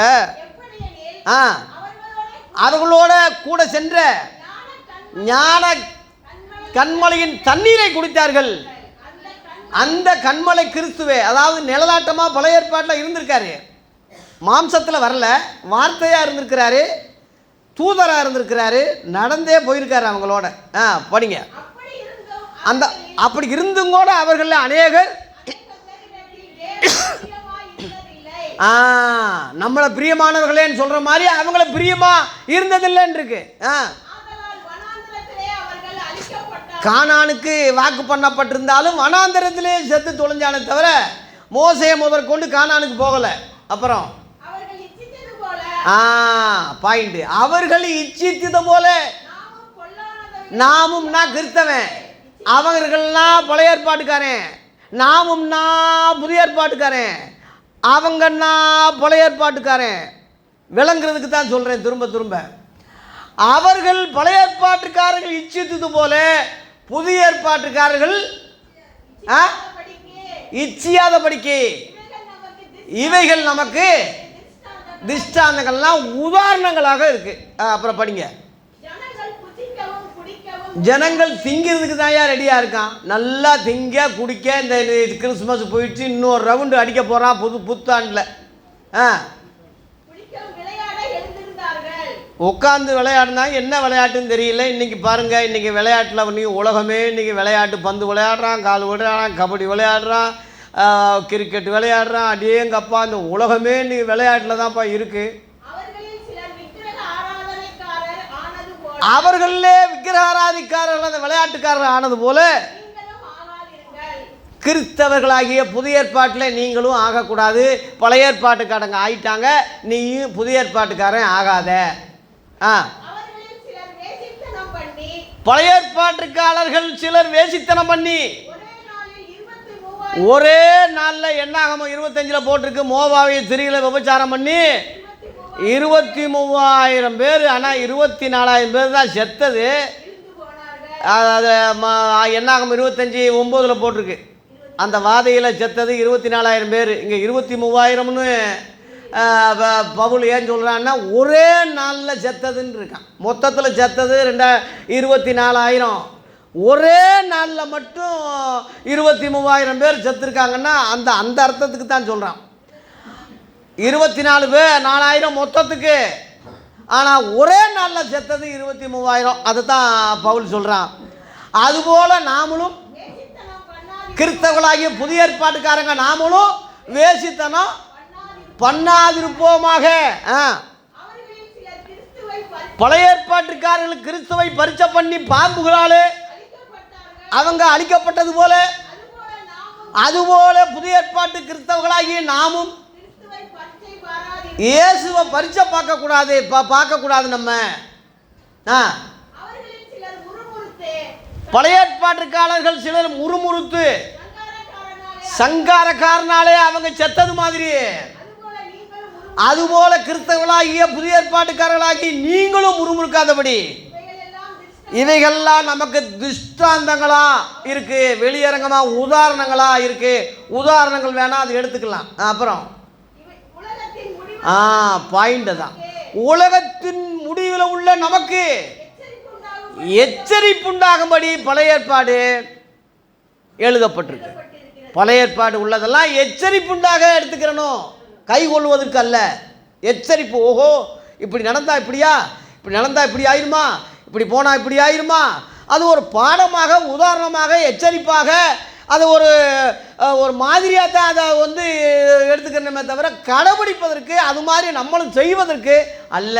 நம்ம செய்வதற்கு இயேசு கிறிஸ்து சொன்னது தான், நான் கட்டளையிட்ட யாவையும் கை கொள்ளும்படி அவர்களுக்கு என்ன செய்யுங்க, உபதேசம் பண்ணுங்கன்னு கடைசியில் பரலோகத்துக்கு போகும்போது சொன்னாரே, அதுதான் கிறிஸ்தவங்களுக்கு கட்டளையிட்டது சொல்கிறதே தவிர வேற அல்ல. ஆகவே எலியாவும் மோசேயும் இருந்தாலும் இயேசுவுக்கு தான் செவி கொடுக்கணும்னு தேவன் சொன்னார். பழைய ஏற்பாட்டை சொன்னார்னா அது அவரு சொன்னார். இது சொன்னது இப்போ யாரு? இப்போ நான் இப்போ ஒரு உயில் எழுதுகிறேன் என் பிள்ளைகளுக்கு. சாகும்போது உயிர் போகுது, அப்போ ஒரு உயிர் எழுதுகிறேன். உயில் அதாவது பத்திரம். எது கரண்டில் வரும்? நான் இறந்த பிறகு எது கரண்டில் வரும்? உயில் அப்படி சொல்லுங்கள். நான் சாகும்போது எழுதியிருக்கேன் பாருங்கள், கடைசியில் முதல்ல எழுதுனது கரண்டில் வருமா, ரெண்டாவது எழுதுனது கரண்டில் வருமா? அதான் புதிய ஏற்பாடு. எழுதுனது பழைய ஏற்பாடு. புரியுறதுக்கு சொல்கிறேன். ஆகவே தேவ பிள்ளைகளே, பழைய ஏற்பாடு கர்த்தர் தான் கொடுத்தார். ஆனால் முழு உலகத்துக்கு கொடுக்கல. இஸ்ரவேலே கேள், இஸ்ரவேல் மக்களுக்காக நியாயப்பிரமாணம் கொடுக்கப்பட்டது. முழு உலகத்துக்கு நியாயப்பிரமாணம் கிடையாது. நியாயப்பிரமாணம் முழு உலகத்துக்கு அல்ல. ரோமர் 2:14 போட்டிருக்கு, நியாயப்பிரமாணம் இல்லாத புறஜாதிகள் அப்படி போட்டிருக்கு. புறஜாதிகளுக்கு நியாயப்பிரமாணம் கிடையாது. இஸ்ரவேல் மக்களுக்கு தான் உன் தேவனாகிய கர்த்தர் ஒருவரே கர்த்தர். ஓய்வினாலே பரிசுத்தமாக ஆசரிக்கணும், விக்கிரக ஆராதனை கூடாது, பொய் சொல்லக்கூடாது, களவு சொல்லக்கூடாது, வீணிலே வழங்கக்கூடாது கர்த்தருடைய நாமத்தை. அவங்களுக்கு தான். இவங்க கர்த்தரனாலே யாரும் தெரியாத புறஜாதிகளுக்கு அது பொருந்துமா? அது சொல்ல முடியுமா? ஆகவே முழு உலகத்துக்கு உள்ள காரியத்துக்கு தேவன் மறைச்சிட்டாரு. இஸ்ரவேல் ஜனங்களுக்கு மட்டும் வெளியாக்கப்பட்டது தான் நியாயப்பிரமாணம். வசனம் இருக்கா? அதுக்கு ஆதாரம் இருக்கா? ஆதாரம் இல்லாமல் நான் எதையும் பேச மாட்டேன். உபாகம் 29:29 மோசே கடைசியில் சாகும்போது சொன்னான், மறைவானது நம்முடைய தேவனாகிய கர்த்தருக்கே உரியது. வெளியாக்கப்பட்ட இந்த நியாயப்பிரமாணம் நமக்கும் நம்முடைய பிள்ளைகளுக்கும், நமக்கும்னா இஸ்ரேல் ஜனங்களுக்கு, பிள்ளைகளுக்குன்னா அவங்க சந்ததிகளுக்கு தான். முழு உலகத்துக்கு அல்ல, முழு உலகத்துக்கும் மறைக்கப்பட்டாச்சு. அப்போ அந்த மறைவானது கர்த்தருக்கே உரியதுன்னு சொன்னீங்களே ஐயா, அது யார் சொல்லுவாங்க? எவன் சொல்லுவான்? நீங்கள் மண்டையை போட போகிறீங்களே, உங்களுக்கு அதை மறைவானது எவன்டா சொல்லுவான்னு கேட்கும்போது அவனே சொன்னான். உபாகம் 18 அதிகாரத்தில் 15 20 வரை சொல்லும் போது, உங்கள் சகோதரர்களுக்குள்ளே என்னை போல ஒரு தீர்க்கதரிசியை தேவன் எழும்ப பண்ணுவார். அவர் வாயில் கர்த்தர் வார்த்தைகளை கொடுப்பாரு. அவர் சொல்கிறதெல்லாம் கேளுங்க. அவர் சொல்லு கேளாதவனே கடவுளே விசாரிப்பார், சங்கரிப்பார், அதான் லாஸ்ட்டு ஃபைனல்னு சொல்லி இவர் இன்னும் மரியாதையாக மோசையே சொல்லியிருக்கான். நான் ஏன் ஒருமையில் அவன் இவன் வந்தான் போனான் பாயிண்ட்டு கருத்தெல்லாம் விட்டுருவீங்க. வந்தால் போனான்னு மரியாதை இல்லாமல் பேசுகிறீங்க. இதை மட்டும் பிடிச்சிக்கிட்டு, ஏன்னா சும்மா மெல்ற வாயில் அவள் போட்ட மாதிரி எப்படா இவனை வையணும்னு குற்றப்படுத்தணும்னு நினைக்கிறவனுக்கு இது ஒரு சாக்கு. ஒரு ஐயா அப்படி என்கிட்ட கேட்டார், அப்பேற்பட்ட மோசையே அவன் இவன் வந்தான் போனான் செத்தான்னு சொல்கிறீங்களே நியாயமானு கேட்டார். உபாகம் 34 அதிகாரத்தில் படியான்னு செத்தான்னு தான் இருக்குது. அவனுக்கு ஏன் நீ செத்தான்னு படிக்கிற? அப்படித்தான் வசனம் இருக்குது, அப்படித்தான் நான் சொல்கிறேன். ஏன் வசனத்தை வசனமாக சொல்கிறது தப்பா? கர்த்தரை சொல்லும்போது, தேவனை சொல்லும்போது, ஆவியானவரை சொல்லும்போது இவர் வந்தார் போனார் அப்படி ஒரு வேறுபட்டி தமிழில் போல இந்த சிறப்பு வேறு எங்கே எதுலேயும் கிடையாது. ஆனால் தேவதூதர்களாக இருந்தாலும் தீர்க்கதரிசியாக இருந்தாலும் அவன் இவன் வந்தால் போனான்னு தான் மனுஷப்பிறவிகளுக்கு சொல்லியிருக்கே தவிர, தேவனுக்கு மட்டும் இவர் அந்த அடிப்படையில் தான் நானும் பேசுகிறேனே தவிர என்னையே தப்பாக நினச்சிடாதீங்க, பேசிடாதீங்க. இந்த வேற்றுமைகளை புரிஞ்சு கொள்றதுக்காக வேதாகமத்தில் அருமையான அழகு தமிழில் ஆவியானவர் நமக்கு தந்திருக்கிறார். தமிழகத்தில் வேறு எந்த மொழிபெயர்ப்புலையும் இந்த சிறப்பு இல்லை. ஆகவே தேவ பிள்ளைகளே, பழைய ஏற்பாட்டு காரியங்களையும் புதிய ஏற்பாட்டு காரியங்களையும் இந்த புத்தாண்டில் இருந்தாவது யோசிங்க, சிந்திங்க.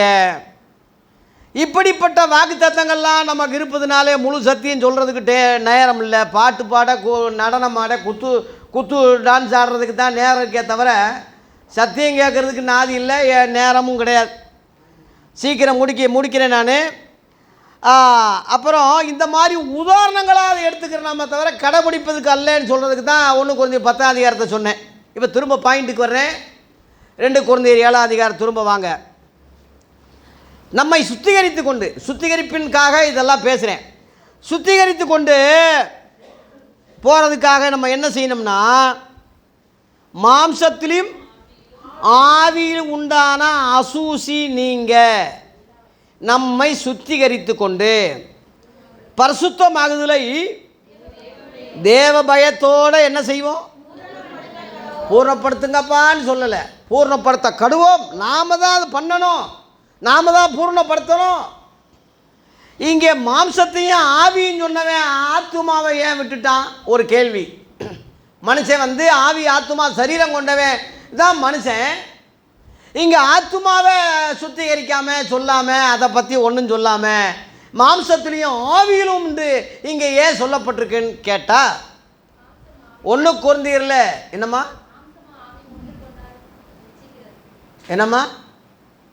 நீங்களே சொல்கிறீங்களா இல்லை எவனா சொல்லி கொடுத்தானா? அப்போஸ்தலர்கள் சொல்கிறத நீங்கள் சொல்லணும். நான் யோசிக்கிறேன், நான் நினைக்கிறேன், இவர் சொன்னார், அவர் சொன்னார், இனிமேல் தயவு செய்து அப்படி இப்போ நினைக்காதீங்க. ஆதி அப்போஸ்தலர்கள் இயேசுவிடத்தில் நேரடியாக பயிற்சி பெற்றவங்க. அவங்க சொல்கிறத நம்ம பாடமாக இருக்கட்டும், நம்ம யோசனையாக இருக்கட்டும், மனசனுக்கு செம்மையாக தோன்றுகிற வழி உண்டு. முடிவோ நமக்கு செம்மையாக நல்லதாக தோணும், ஆனால் முடிவு அது சரியில்லாமல் போயிடுமே. அதனால் நம்ம வார்த்தை, நம்ம ஜட்ஜ்மெண்ட்டு, நம்முடைய யோசனை, நான் அப்படி நினைக்கிறேன், அப்படி யோசிக்கிறேன், குப்பையில் போடுவோம் நினைப்போம் யோசனையெல்லாம். நம்முடைய அறிவு குறைவுள்ளதுயா, நம்முடைய தீர்க்கதரிசனம் சொல்லுதலும் குறைவுள்ளது தான். அதை வச்சுக்கிட்டு நீ அதை யோசிக்கிறேன் சொல்கிறேன், நான் அந்த மாதிரி சிந்திக்கிறேன்னா நீ என்ன மனுஷனா நீ? அப்போஸ்தலர் என்ன சொல்லியிருக்காங்க? 1 பேதுரு 1:8-9 படிங்க. நம்ம எப்படி ரட்சிக்கப்பட்டிருக்கோம் அந்த வார்த்தை இருக்க படிங்க.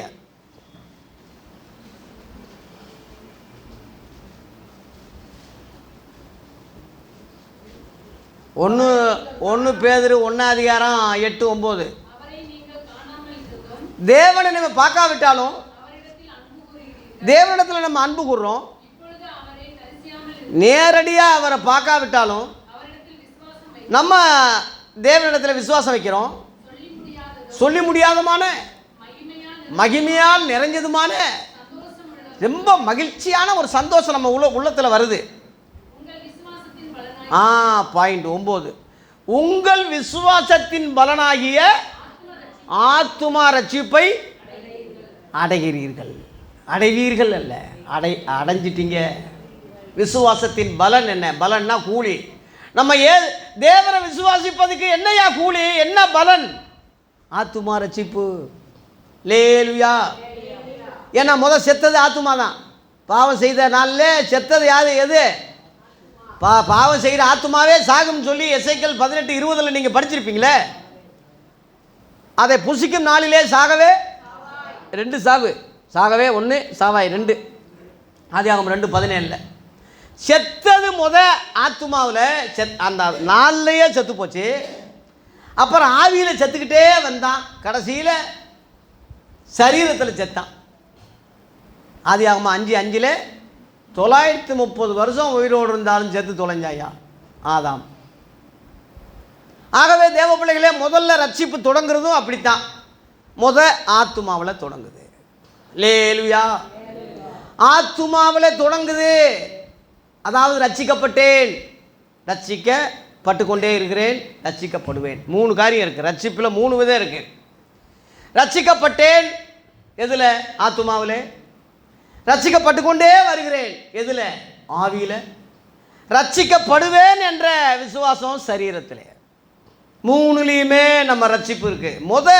ஒரு கிறிஸ்தவன் ரட்சிக்கப்படுறது விசுவாசத்தின் பலனாகிய ஆத்துமா ரட்சிப்பு. ஆண்டவமாரே, நாங்கள் ரட்சிக்கப்படுறதுக்கு என்ன செய்யணும்னு கேட்டாங்க சிறை அதிகாரிகள். அப்போஸ்தலர் 16:30 கேட்டாங்க. பழைய ஏற்பாட்டையா சொன்னாங்க. அவங்க சொன்னாங்க 31, அதற்கு கர்த்தராகிய இயேசு கிறிஸ்துவை விசுவாசி, அப்பொழுது நீயும் உன் வீட்டாரும் ரட்சிக்கப்படுவீர்கள். லேலுயா. அன்னைக்கு நைட்லேயே ஞானஸ்நானம் பெற்றாங்க என்று. ஆகவே விசுவாசம் உள்ளவனாகி ஞானஸ்நானம் பெற்றவன் ரட்சிக்கப்படுவான். ஆகவே அந்த ரட்சிப்பு முதல்ல ஆத்துமாவில் தொடங்குது. அது தேவன் செய்கிறது, மனுஷன் செய்ய முடியாது. லாசர்வை மனுஷன் எழுப்ப முடியுமா? தேவன் எழுப்ப முடியும். கட்டவிழ்த்து விடுறதுக்கு தேவன் தேவையா? கல் புரட்டுறதுக்கும் கட்டை வைக்கிறதுக்கும் கர்த்தர் தேவையில்லை. யார் தேவை? மனுஷன்தான். கல்லை புரட்டுங்க, கட்டை விழுங்க. நம்ம செய்ய முடியாதது செய்கிறதுக்கு தான் தேவன். நம்ம செய்ய முடிஞ்சதை எல்லாத்துக்கும் தேவன் சொல்லி சோம்பேறிகளாக இருக்கக்கூடாது. நாமளும் செய்யணும், நாமளும் செய்ய முடியும். விசுவாசித்தால் உங்களால் கூடாது ஒன்றுமிராது. கடலில் இயேசுவை போல பேதுரு நடந்தானையா. இந்த மலையை பார்த்து பேதுரு சமுத்திரத்தில் விழுந்து போகும்னு சொல்லி சந்தேகம் படாமல் விசுவாசித்தால் நடக்கும்னு சொல்கிறாரு. ஆகவே நம்முடைய விசுவாசம் குறைவு தான். இந்த பிசாசு எங்களால் ஏன் துரத்த முடியலன்னு தனியாக இயேசுகிட்ட சீசன் கேட்கும்போது உங்கள் அவிசுவாசத்தினால தான் சொல்கிறார். அதனால் நாம் குறைவுள்ளவர்கள் தான். இயேசுவை போல தேவனை போல நம்ம நிறைவுள்ளவர்கள் அல்ல, குறைவுள்ளவர்கள் தான். ஆனால் அந்த பரிசுத்தம் இன்னும் கூடணும். பரிசுத்தம் உள்ளவன் இன்னும் பரிசுத்தமாகணும், நீதி உள்ளவன் இன்னும் நீதி செய்யணும். படிப்படியாக ஸ்டெப்பாக நம்ம வளரணும். போன வருஷம் இந்த மாதிரியா நான் இந்த வருஷம் இருப்பேன்னு சொல்லக்கூடாது. இந்த வருஷம் இருந்த மாதிரியா அடுத்த வருஷம் இருந்தேன்னு சொல்லக்கூடாது. நான் சொல்கிறதெல்லாம் ஏதோ கதையை சொல்லலை, கட்டுக்கதையை என்கிட்ட சொல்லலை, பைபிளில் வசனத்தில் தான் சொல்கிறேன். யோசிங்க, சிந்திங்க.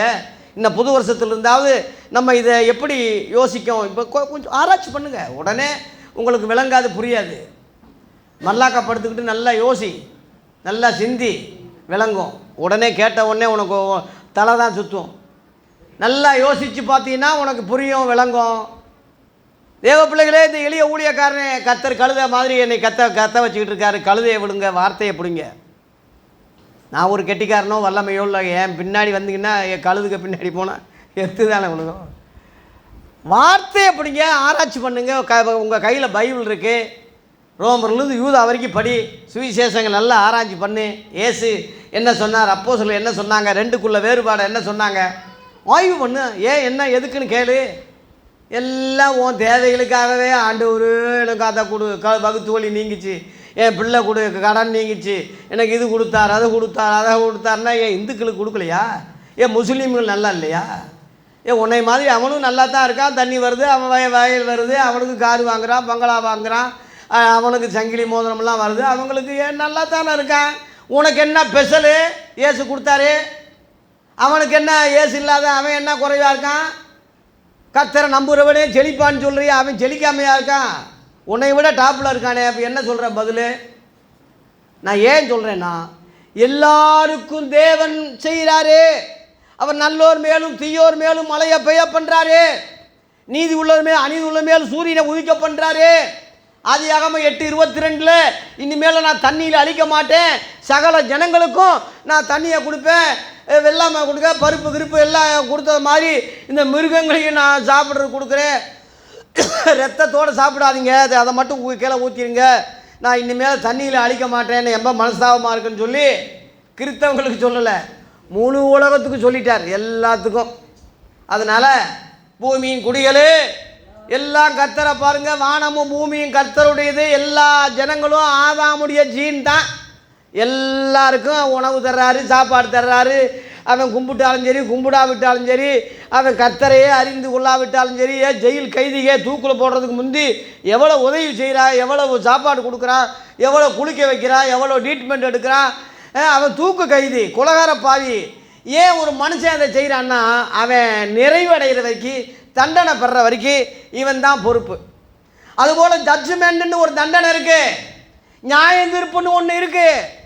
அது வரைக்கும் மக்களுக்கு எல்லாமே அவர் செய்கிறாரு. அவன் கும்பிடணும்னு அவசியம் இல்லை. இதுக்காக கோயிலுக்கு வந்து போர்த்தனை பண்ணுறேன், ஜெபிக்கிறேன், இதுக்கு தேவையே இல்லை. இதெல்லாம் அஞ்ஞானிகள் நாடி தேடுறாங்கன்னு இயேசுவே சொல்லிட்டார். எண்ணத்தை உண்போம், எண்ணத்தை குடிப்போம், அஞ்ஞானிக அண்ணா உலகத்தான். மத்தேயு 6:32 சொன்னாரே, லூக்கா 12:30 இவைகள்லாம் உலகத்தான் உலகத்தான் தான் நாடி தேடுவான். அப்போ உன்னை எதுக்கு என்ன சொல்கிறாருன்னா, முதலாவது தேவனுடைய ராஜ்யத்தையும் நீதியும் தேடு. கிறிஸ்தவ பிள்ளைகளே, கிறிஸ்தீசர்களே, ஊழியக்காரங்களே, உங்களுக்கு தான் ஆண்டவர் சொல்கிறாரு, முதலாவது நீ தேவனை தேடியா, கர்த்தரை தேடியா, நித்திய ஜீவனை பற்றிக்கொள், தேவனுடைய ராஜ்யத்தை பாரு, நியாயந்திருப்பை பாரு. நாளை என்பது ஒரு நாள் இல்லை, இன்றைக்கி நைட்டில் செத்துட்டா உன்னுடைய நினைவுகள், பட்டம் பதவி, பணம் என்ன ஆகும்? இன்றைக்கி நீ செத்தா பரலோகத்துக்கு நீ போகிறதுக்கு நிச்சயம் இருக்கா? இப்போ கரண்டில் அந்த எண்ணம் உனக்கு இருக்கா? இதை யோசிக்கிறதுக்கு துப்பு இல்லாமல் அவ்வளோ பங்களா இருக்குது, இவ்வளோ கார் இருக்குது, இவ்வளோ 4 கார் இருக்குது, நான் இப்படி போகிறேன் அப்படி போகிறேன்னா உன்னை மாதிரி ஒரு மட பையன் முட்டா பையன் உலகத்தில் எவன்டா இருக்கா நாட்டில்? நாளைக்கு நடக்கிறது உனக்கு தெரியாது. அதனால் அறிவாளிகள் செய்கிற விஷயம் தேவையானது ஒன்றே. மரியாள் தன்னை விட்டு எடுபடாத, எல்லாமே எடுபட்டு போயிடும். எடுபட்டுன்னா எடுக்கப்பட்டு போயிடும். தேவையானது ஒன்று தான், யா 2 இல்லை, ஒன்றே. மரியாள் தன்னை விட்டு எடுபடாத நல்ல பங்கை இயேசுவின் பாதத்தில் உட்காந்து வசனம் கேட்டுக்கிட்டு இருந்தா. அதான் ஐயா இன்னைக்கு அந்த அம்மாவை பேசுகிறோம்ல. தேவ பிள்ளைகளே, மார்த்தாளை போல பற்பல வேலைகளில் அலைந்து இருந்து டென்ஷனோடு வேதனையோடு ரொம்ப கொடூரமாக உன் முகம் பார்க்குறதுக்கே சங்கடமாக ஆகிற அளவில் ரொம்ப கேவலப்பட்டு நீ 2025 அலைஞ்சது போதும். மகனே 2024 கர்த்தரை தேடு, வசனத்தை ஆய்வு பண்ணு, கேள்வி கேளு. ஏன் என்ன எதுக்கு கேள்வி பண்ணு. தேவ சமூகத்தில் உட்காந்து வசனத்தை தியானி, படி, எனக்கு விலைக்கு கொடுங்கன்னு ஜெபம் பண்ணு. ஆவியானவர் இங்கே தான் இருக்கார், பூமியில் விலைக்கு கொடுப்பார். அல்லது ஊழியக்காரனை கொண்டு பேசுவார். யாரை கொண்டாயிலும் உனக்கு சொல்லாமல் இருப்பார் ஐயா. ஆகவே ஆத்துமாவில் ரட்சிக்கப்பட்ட நாம் ஆவியிலையும் சரீரத்தில் உண்டான அசூசின்னா தூசின்னு அர்த்தம். அசூசின்னா தூசி. இப்போ ஹெல்மெட்டு போடாவிட்டால் எவ்வளோ ஆபத்து, நிறையா தூசி விழுகும், கண்ணில் விழுகும். இப்போ நான் வரும்போது கூட, வண்டியில் வரும்போது கூட ஒரு பூச்சி கூட்டமே வருது. வண்டு கூட்டம், கருவண்டு கூட்டம் டம்மு டம்மு டம்மு டம்முன்னு அடிக்குது. என்னடான்னா அங்கிட்டு விழுது கிடக்கு. நல்ல வேலை ஹெல்மெட் இல்லாட்டினா கண்ணில் மூக்கில் ஆக்சிடெண்ட் ஆகுறது. அதனால தானே நிறையா பேர் அதனால் இதாகுது. ஒரு சின்ன வண்டு. ஹெல்மெட்டு ஒரு பாதுகாப்பு தூசிக்கு. அதுபோல் இந்த உலகத்தில் நம்ம இருக்கிறதுனால அசூசி இருக்கத்தான் செய்யும், தூசி ஒட்டத்தான் செய்யும். உலகத்தால் கரைபடாதபடின்னு ஒரு வார்த்தை இருக்குல்ல. இந்த உலகம் கரைபடும், உலகத்தால் கரையாகும். நம்ம எங்கிட்டு பார்த்தாலும் நிம்மதி இல்லை, சமாதானம் இல்லை. எங்கிட்டு பார்த்தாலும் அசிங்கமாக தான் இருக்குது, அருவருப்பாக தான் இருக்குது, நெகட்டிவாக தான் இருக்குது. எங்கிட்டு பார்த்தாலும் மோசமாக தான் தெரியுது. இதில் வாரத்தில் ஒரு நாள் கோயிலுக்கு வந்தாப்புல முடிஞ்சிருமா உனக்கு?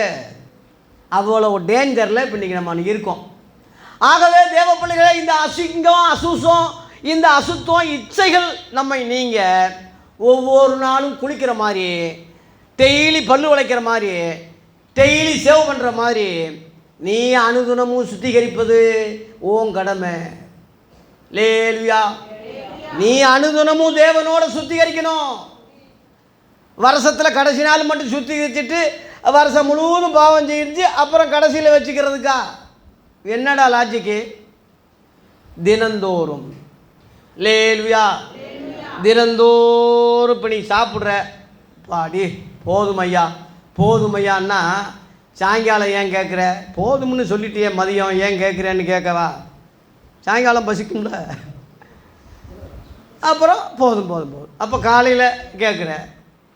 உயிர் உடம்புல இருக்கிற வரைக்கும் போதாதையா இருந்துக்கிட்டே இருக்கணும். அதுக்கு நிவர்த்தி பண்ணிக்கிட்டே இருக்கணும். அதுபோல் இந்த உலகத்தில் உபத்திரம் உண்டு, பிசாசி உண்டு, பாவம் உண்டு, இச்சை உண்டு. கண்களின் இச்சை, மாம்சத்தின் பெருமை, ஜீவனத்தின் பெருமை. சாத்தான் சிங்காசனம் போட்டு உட்காந்துருக்கான், உலகத்தின் அதிபதியாக இருக்கான். உலகமெல்லாம் பொல்லாங்கனுக்குள்ளே கிடக்கு. இதில் எப்படி பரிசுத்தமாக வாழ முடியும்? நாம் ரொம்ப ஜாக்கிரதையாய் அனுதினமும் சுத்திகரிக்கணும், தினந்தோறும் சுத்திகரிக்கணும். எதில்? ஆவியில், மாம்சத்தில். லேலுயா. பவுல் சொல்கிறான், நான் செய்கிறது எனக்கே சம்மதம் இல்லை, நான் விரும்புகிறத செய்யாமல் வெறுக்கிறதையே செஞ்சுக்கிட்டு இருக்கேன்.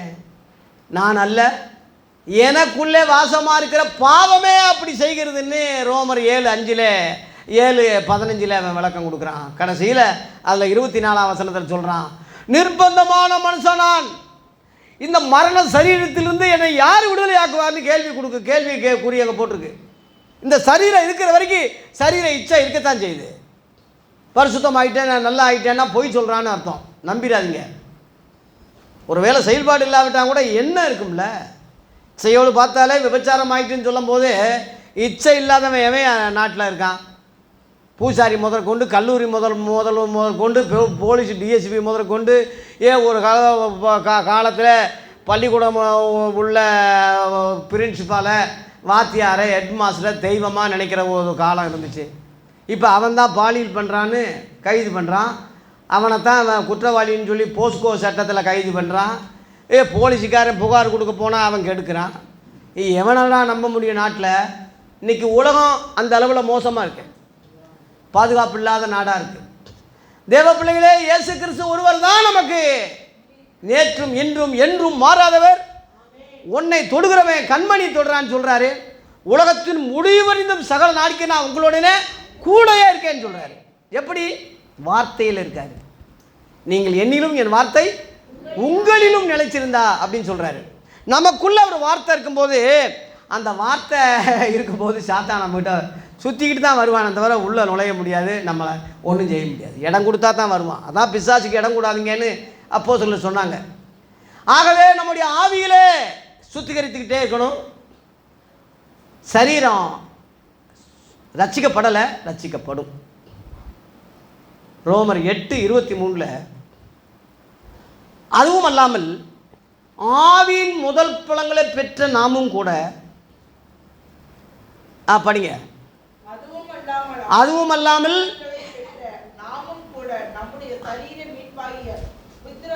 சரீர மீட்புன்னா ரட்சிப்புன்னு அர்த்தம். சரீர ரட்சிப்பு வர்றதுக்கு காத்திருந்து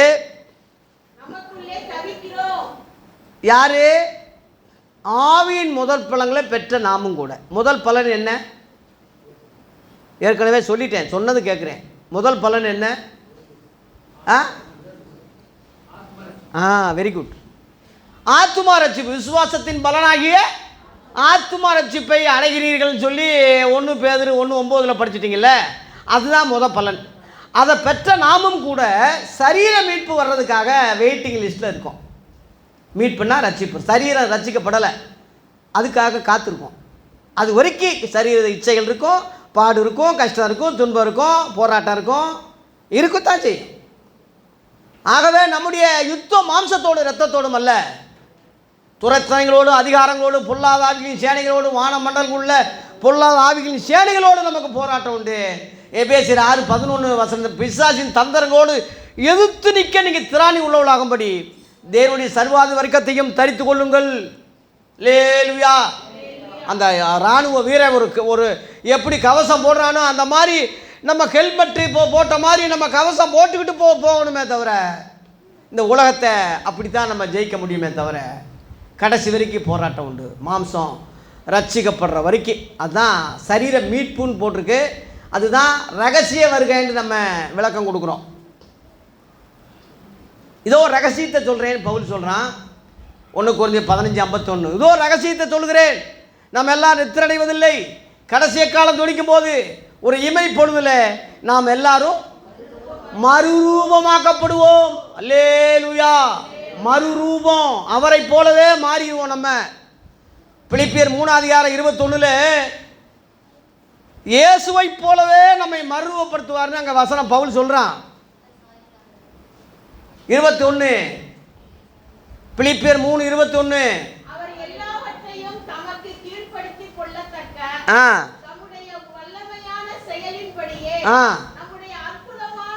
இல்லை அற்பமான நம்முடைய இந்த உடம்பு, நம்முடைய அற்பமான சரீரத்தை அவருடைய மகிமையான சரீரமாக மறுரூபப்படுத்துவார். அவரை போல மாறிடுவோம். அல்லேலூயா. இது அற்ப சரீரத்தை மகிமையான சரீரமாக அவரை போலவே மாற்றிடுவாரியா. அதனால அதில் 20ஆம் வசனத்தில் நம்முடைய குடியிருப்பு பரலோகத்தில் இருக்குது. நம்முடைய குடியிருப்பு பரலோகத்தில் இருக்கிறது. அங்கே இருந்து கர்த்தராக இருக்கிற இயேசு கிறிஸ்துவின் இரட்சகர் வர வெயிட்டிங் லிஸ்ட்டில் இருக்கோம், காத்திருக்கிறோம். இன்றைக்கி ஒரு ஏரோப்ளேனுக்கு போகிற மாதிரி, ஒரு கப்பலில் பிரயாணம் காத்திருக்கிற மாதிரி, ட்ரெயினுக்கு காத்திருக்கிற மாதிரி, பஸ்ஸுக்கு காத்திருக்கிற மாதிரி புதிய ஏற்பாட்டு விசுவாசிகள் காத்திருக்கிறோம். இயேசு எப்போ வருவார், எப்போ கூட்டிகிட்டு போவார், வெயிட்டிங் லிஸ்ட்டில் ரெடியாக நிற்கிறோம். லேலுயா. ஆனால் அநேகர் வேறு வழியில் போயிட்டாங்க. அதில் 18ஆம் வசனம் பார்த்தீங்கன்னா, அநேகர் வேறு வழியில் நடக்கிறார்கள். அவர் கிறிஸ்துவின் சிலுவைக்கு பகஞ்சர் என்று அநேக முறை சொன்னேன். இப்போ பாருங்க, வழிக்கு போயிட்டாங்க. இன்றைக்கி அநேக கிறிஸ்துவ வழியில் இல்லை. சிலுவைக்கு பகஞ்சர்னா பாடு, சிலுவைன்னா பாடு, கஷ்டம், துன்பம். அது கூடாது. சிலுவை இல்லாத இயேசு தான் எங்களுக்கு வேணும் அப்படின்னு சொல்கிறாங்க. சிலுவை இல்லாத இயேசு வேறொரு இயேசு. பழைய ஏற்பாடையே சொல்கிறதுனால அவன் வேறொரு சுவிசேஷம் சொல்கிறான். பரிசுத்த ஆவியானவருடைய சகல சத்தியத்தில் வழி நடத்தாமல் அவன் வேறு வகையில் போகிறதுனால வேறொரு ஆவியில் இருக்கான். இன்றைக்கி சபையில் இருக்குது. இதை புரியுறீங்களா, அறியறீங்களா, பகுத்தறிவு இருக்கா? இது புரிஞ்சால் தான் நமக்கு நல்லது. மனவாட்டியே வெளியே சூதாக இருக்கணும், சர்ப்பத்தை போல வினாவாக இருக்கணும், எல்லாத்தையும் நம்பிடக்கூடாது. பிசாசி தந்திரம். மோடியாக வரமாட்டான், அமித்ஷாவாக வரமாட்டான், ஆர்எஸ்எஸ்ஸாக வரமாட்டான், இந்து முன்னணியாக வரமாட்டான், பிஷப்பாக வருவான், ரெவரண்டாக வருவான், ஒரு பெரிய சிலுவையை போட்டுக்கிட்டு அல்லேலுயான்னு அந்நிய பாஷை பேசிட்டு வருவான். ஐயா பிசாசி, உங்களை அப்படித்தானே ஏமாற்ற முடியும். தந்திரம். சாத்தானுடைய தந்திரங்கள் நமக்கு தெரியாதவைகள் அல்லவேன்னு ஆதி அப்போஸ்தலர்கள் சொன்னாங்க. தந்திரங்களோடு ஏற்று நிற்கணும். அவன் யாராக இருந்தான்னா எந்த ரூபத்தில் வந்தாலும் எழுத்து நிற்கணும். லேலுயா. ஆகவே இந்த சரீரம் மருவமாகுது பேர் தான் சரீர மீட்பு அல்லது ரட்சிப்பு. அது வரைக்கும் நம்மை சுத்திகரித்து கொண்டு தெய்வ பயத்தோடு என்ன செய்வோம்? முடிக்கிறேன். தெய்வ பயத்தோடு பூரணப்படுத்த கடவோம். பூரணப்படுத்துங்கன்னு கர்த்தரை சொல்லலை, நாம தான் படுத்தணும். அவர் செய்ய வேண்டியது அவர் செஞ்சிட்டாரு, நாம் செய்ய வேண்டியது நாம் தான் செய்யணும். ஒரு பீடி எடுத்துக்கிட்டு, ஆண்டவரே நான் குடிக்காதபடி என்னை காத்துக்கொள்ளும், ஆண்டவரே ஆண்டவரே நான் குடிக்க போகிறேன், நிறுத்துங்க நிறுத்துங்க. குடிச்சிட்டானா? ஏப்பா நீ தானே கையில் வச்சுருக்க, சிகரெட் பிடிக்கக்கூடாதுன்னு உன்னையே தானே சொல்கிறாங்க. உன்னால் முடியும், தூக்கி எறிய முடியும். நீ ஏன் கடவுள் மேலே பழிய போடுற? இவன் செய்கிறதெல்லாம் செஞ்சுட்டு கடைசியில் சில ஆளுங்க கர்த்தரை விட பிசாசியை அதிகமாக சொல்கிறாங்க. என் பிசாசி இப்படி செஞ்சுட்டான் பாஸ்டர், சாத்தான். நம்ம சாத்தானுக்கு ஒரு சந்தோஷம், நம்மளை வயிறான திட்டான. ரெண்டாவது நம்ம பேரை அடிக்கடி யூஸ் பண்ணுறானே சொல்கிறானே, ஆஹா நம்மால் தான் போடுறது. அது ஆதாமே அது செஞ்சான். அவன் செஞ்ச தவறை ஒத்துக்கிறாம மனைவி மேலே பழிய போட்டான். மனைவி தன்னுடைய தவறை உணராமல் சாத்தா மேலே, அதை பாம்பு தான் என்னை அப்படி சாத்தா மேலே சொல்லிச்சு. சாத்தானை கேள்வி கேட்டாரா? நம்மளை கேள்வி கேட்க அவருக்கு உரிமை இருக்குது, சாத்தானுக்கு கேள்வி கேட்க உரிமை இல்லை. ஏன்னா அதுக்கு தானே வந்திருக்கான் வேஷம் போட்டு. அதனால் யாரையும் குறை சொல்லாதீங்க, யாரையும் பழி போடாதீங்க. நம்ம தான் குற்றவாளி, நாம தான் சரியில்லை. இந்த வருஷத்தோடு என்னுடைய எண்ணங்களை மாற்றிக்கிறேன். பீடி நிறுத்திடுறேன், புயலை பார்க்க விட்டுடுறேன், கஞ்சாவை மதுபானத்தை விட்டுறேன், சினிமா பார்க்குறது இச்சை பார்க்குறது விட்டுறேன், விபச்சார தொழில் இருந்தால் அசுத்த கிரிகள் இருந்தால் விட்டுறேன். சுத்திகரித்து கொண்டு தெய்வ பயத்தோடு ஆவி ஆத்துமா சரீரத்தை பூர்ணப்படுத்த கடுவோம். இயேசு வரும்போது மூணுலேயுமே நம்ம பரிசுத்தமாக இருக்கணும். ஒரே வசனம் சொல்லி முடிக்கிறேன். 1 தெசலோனிக்கே 5:23 சமாதானத்தின் தேவன் தாமே உங்களை முற்றிலும் பரிசுத்தமாக்குவாராக. உங்கள் ஆவி ஆத்துமா சரீரம் முழுவதும் நம்முடைய கர்த்தராகிய இயேசு கிறிஸ்து வரும்போது குற்றமற்றதாக இருக்கப்படுவதாக, காக்கப்படுவதாக. 24 உங்களை அழைத்தவர் உண்மை உள்ளவர், அவர் எப்படியே ஆவி ஆத்துமா சரீரம். ஆத்துமா ரசிக்கப்பட்டாச்சு, ஆவியில் சுத்திகரிக்கணும், அசூசி நீங்கள் சரீரத்தில் சுத்திகரிச்சுக்கிட்டே போகணும். எல்லாவற்றிலும் பரிசுத்தம் உள்ளவன் இன்னும் பரிசுத்தமாகணும், நீதி உள்ளவன் இன்னும் நீதி செய்யணும். இந்த புத்தாண்டில் கால் மிதிக்கும் போது புது மனுஷனாக, புது பிறவியாய், புது சிருஷ்டியாய் ஒப்பு கொடுக்க தீர்மானிங்க. மீதி பிரசங்கத்தை சாயங்காலம் சொல்கிறேன். கர்த்தர் நம்மை ஆசீர்வதிப்பாராக. நன்றி, வணக்கம். நம்ம எல்லாரும் தேவ சொந்த இடத்திலே நிற்போம். ஹல்லேலூயா, ஹல்லேலூயா, ஹல்லேலூயா. சோதரம் சோதரம் சோதரம் சோதரம் சோதரம் சோதரம். நம்முடைய ஆவியிலும் சரீரத்திலும் இருக்கிற மாம்சத்திலும் இருக்கிற அசுசியம் நீங்க நம்மை சுத்திகரித்துக் கொண்டு சோதரம் தெய்வ பயத்தோடு கூட பரிசுத்தமாக்குதலை பூரணப்படுத்த கடவோம். இப்படிப்பட்ட வாக்கு தத்துவங்கள் நமக்கு உண்டாயிருக்கிறபடியா என்று ஆரம்பிக்கிறது. எப்படிப்பட்டதான வாக்கு தத்துவங்கள்? நாம் உண்மையாக இந்த உலகத்தின் மக்களுடைய அசுத்தங்களை விட்டு விலகி நாம் வரும்போது தேவன் நம்முடைய பிதாவாக இருந்து நம்மை குமாரனாக நடத்துகிற அந்த ஒரு வாக்கு தத்துவத்தையும் நமக்கு கொடுத்திருக்கிறார். அதுக்கு ஒன்று, இந்த உலக மக்களை விட்டு, உலகத்தை விட்டு நாம் பிரிந்து நம்முடைய ஆவிய சரீரத்தையும் பரிசுத்தமாக்கிக் கொள்ள வேண்டியவர்களாக இருக்கிறோம். நம்மை பரிசுத்தத்துக்காக தேவன் நம்ம அழைத்திருக்கிறார். பரிசுத்தமாக இருக்கிறவன் இன்னும் பரிசுத்தமாக வேண்டும் என்று வேதம் சொல்லுகிறது. ஆகவே இந்த நாட்களில் நாம் ஆவியிலே எவ்வளவோ அசுசியம் உள்ளவர்களாய், மாம்சத்தில் எவ்வளவோ இன்னும் அசுசியம் உள்ளவர்களாய் காணப்படுகிறோம். ஆனால் விதமான காரியங்களிலே நாம் பரிசுத்தம் அடைய. இந்த உலகம் அசுத்தமுள்ளதாக இருக்கிறது, நம்முடைய மாம்சம் அசுத்தமுள்ளதாக இருக்கிறது. அதிலிருந்து நாமே நம்மை தெய்வ பயம் என்கிற அந்த ஒரு காரியத்துக்குள்ளாக வந்து நம்மை சீர்படுத்த வேண்டியவர்களாக இருக்கிறோம். அதனால் இந்த கர்த்தருடைய பந்தியில் பிரவேசிக்கிறதுக்கு முன்பதாக நமக்கு ஒரு பரிசுத்தம் தேவை. அதற்காகவே நாம் எவ்வளவு நேரமாய் அதனுடைய வசனங்களை கேட்டோம். ஆகவே சோத்திரம் நமக்கு எச்சரிப்பாக அநேக காரியங்களை தேவன் எழுதி வைத்திருக்கிறார். பழைய பாட்டுக்காக அநேக மக்களை எச்சரிப்பாக நமக்கு எழுதி வைத்திருக்கிறார். ஆகவே அதையெல்லாம் அறிந்து நாம் இயேசு கிறிஸ்துவையே பார்த்து நம்முடைய பரிசுத்தத்தில் பூரணப்படியும்படியால் அவருடைய தாழ்மை, சாந்தம், பரிசுத்தம், நீதி, உண்மை ஏதுவான எல்லா தெய்வீக சுபாவத்தை அடைந்து கொள்ளும்படியால் கர்த்தருடைய கிருபைக்காக கர்த்தர் சோத்திரம் பண்ணுவோம். அல்லேலூயா, அல்லேலூயா, அல்லேலூயா, அல்லேலூயா. தேவனே, சர்வ வல்லமையில் ஆண்டவரே, சோத்திர பரிசுத்தமான தேவனே, எங்களை பரிசுத்தப்படுத்துகிறவரே, எங்களை பரிசுத்தப்படுத்துகிறதுக்காக ஆண்டவரே அழைத்திருக்கிற தேவனப்பா. அல்லேலூயா, அல்லேலூயா, அல்லேலூயா. ஆண்டவரே, எங்களை இன்னும் பரிசுத்தப்படுத்தும்.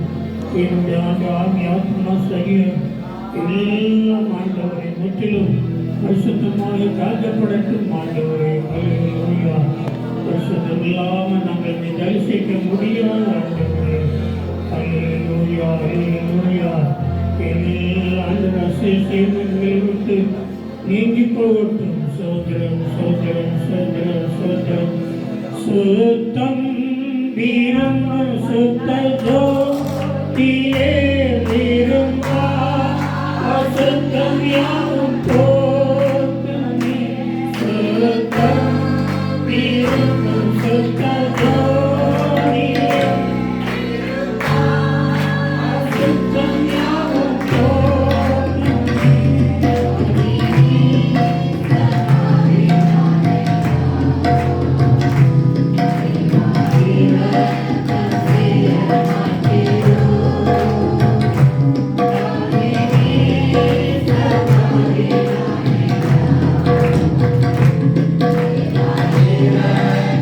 Say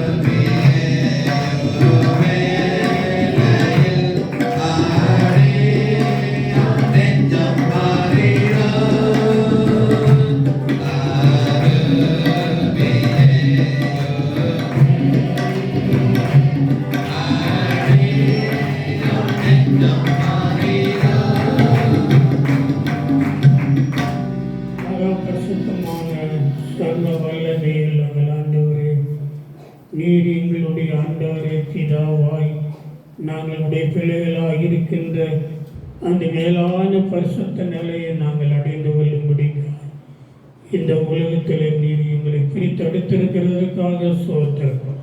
ஆண்டவர்கள் நடுவில் இருந்து நாங்கள் பிரிந்து வந்து அசுத்தமானவைகளை தொடாதபடிக்கு நாங்கள் ஒவ்வொரு நாள் எங்கள் பரிசுத்தத்தை காத்து கொள்ள கர்த்தர்களுக்கு இரக்கம் பாராட்டும்படி கிருபை தரும்படியாக ஜெபிக்கிறோம்.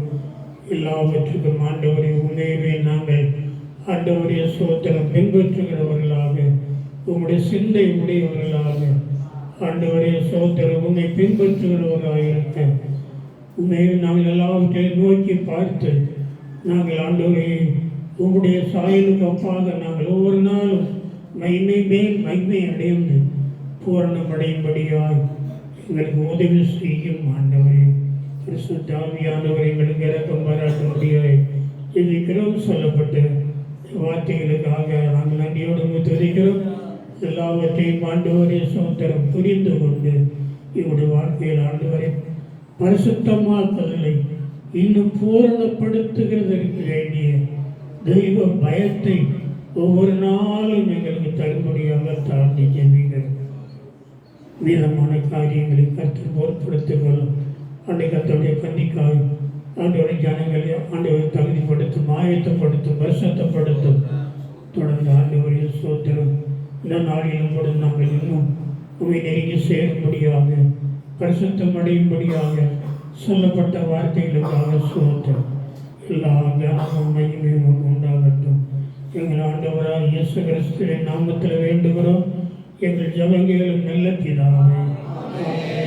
அல்லேலூயா, அல்லேலூயா, அல்லேலூயா. என் ஆத்துமாவே கர்த்தரை ஸ்தோத்திரி, என் முழுவதுமே பரிசுத்த நாமத்தை ஸ்தோத்திரி. என் ஆத்துமாவே கர்த்தரை ஸ்தோத்திரி. நம்முடைய கர்த்தராகிய கிறிஸ்துவின் கிருபையும் நம்முடைய பிதாவாகிய தேவனுடைய அன்பும் பரிசுத்த ஆவியானுடைய சந்தோஷமும் வழி நடத்துதலும் நம் அனைவரோடு சதா காலமும் கொண்டிருப்பதாக. அல்லேலூயா, அல்லேலூயா, அல்லேலூயா, அல்லேலூயா. கர்த்தர்களை ஆசீர்வதிப்பாராக. எல்லாருக்கும் உணவு ஆயத்தமாகப்பட்டிருக்கிறது. சாப்பிட்டு விட்டு நீங்கள் ஒருவரை ஒருவர் சாதித்து கொண்டு சரியாக 4 மணிக்கு இந்த இடத்துல மறுபடியும் கூடி வருவோம். சோத்திரம் கூடுதலாக தேவ சமூகத்தில் வசனத்தை கேட்டு அதனால் நான் சொன்ன வசனத்தினால நீங்கள் இப்பொழுதே பரிசுத்தமாக இருக்கிறீர்கள் என்றதான அந்த பரிசுத்த நிலையை அடையும்படிக்காக வசனத்தை கேட்கும்படியாக கூடி வருவோம். சோத்திரம், சோத்திரம். கர்த்தர் நமக்கு இரக்கம் பாராட்டுவாராக. சோத்திரம். அல்லேலூயா, அல்லேலூயா. சோத்திரம், சோத்திரம்.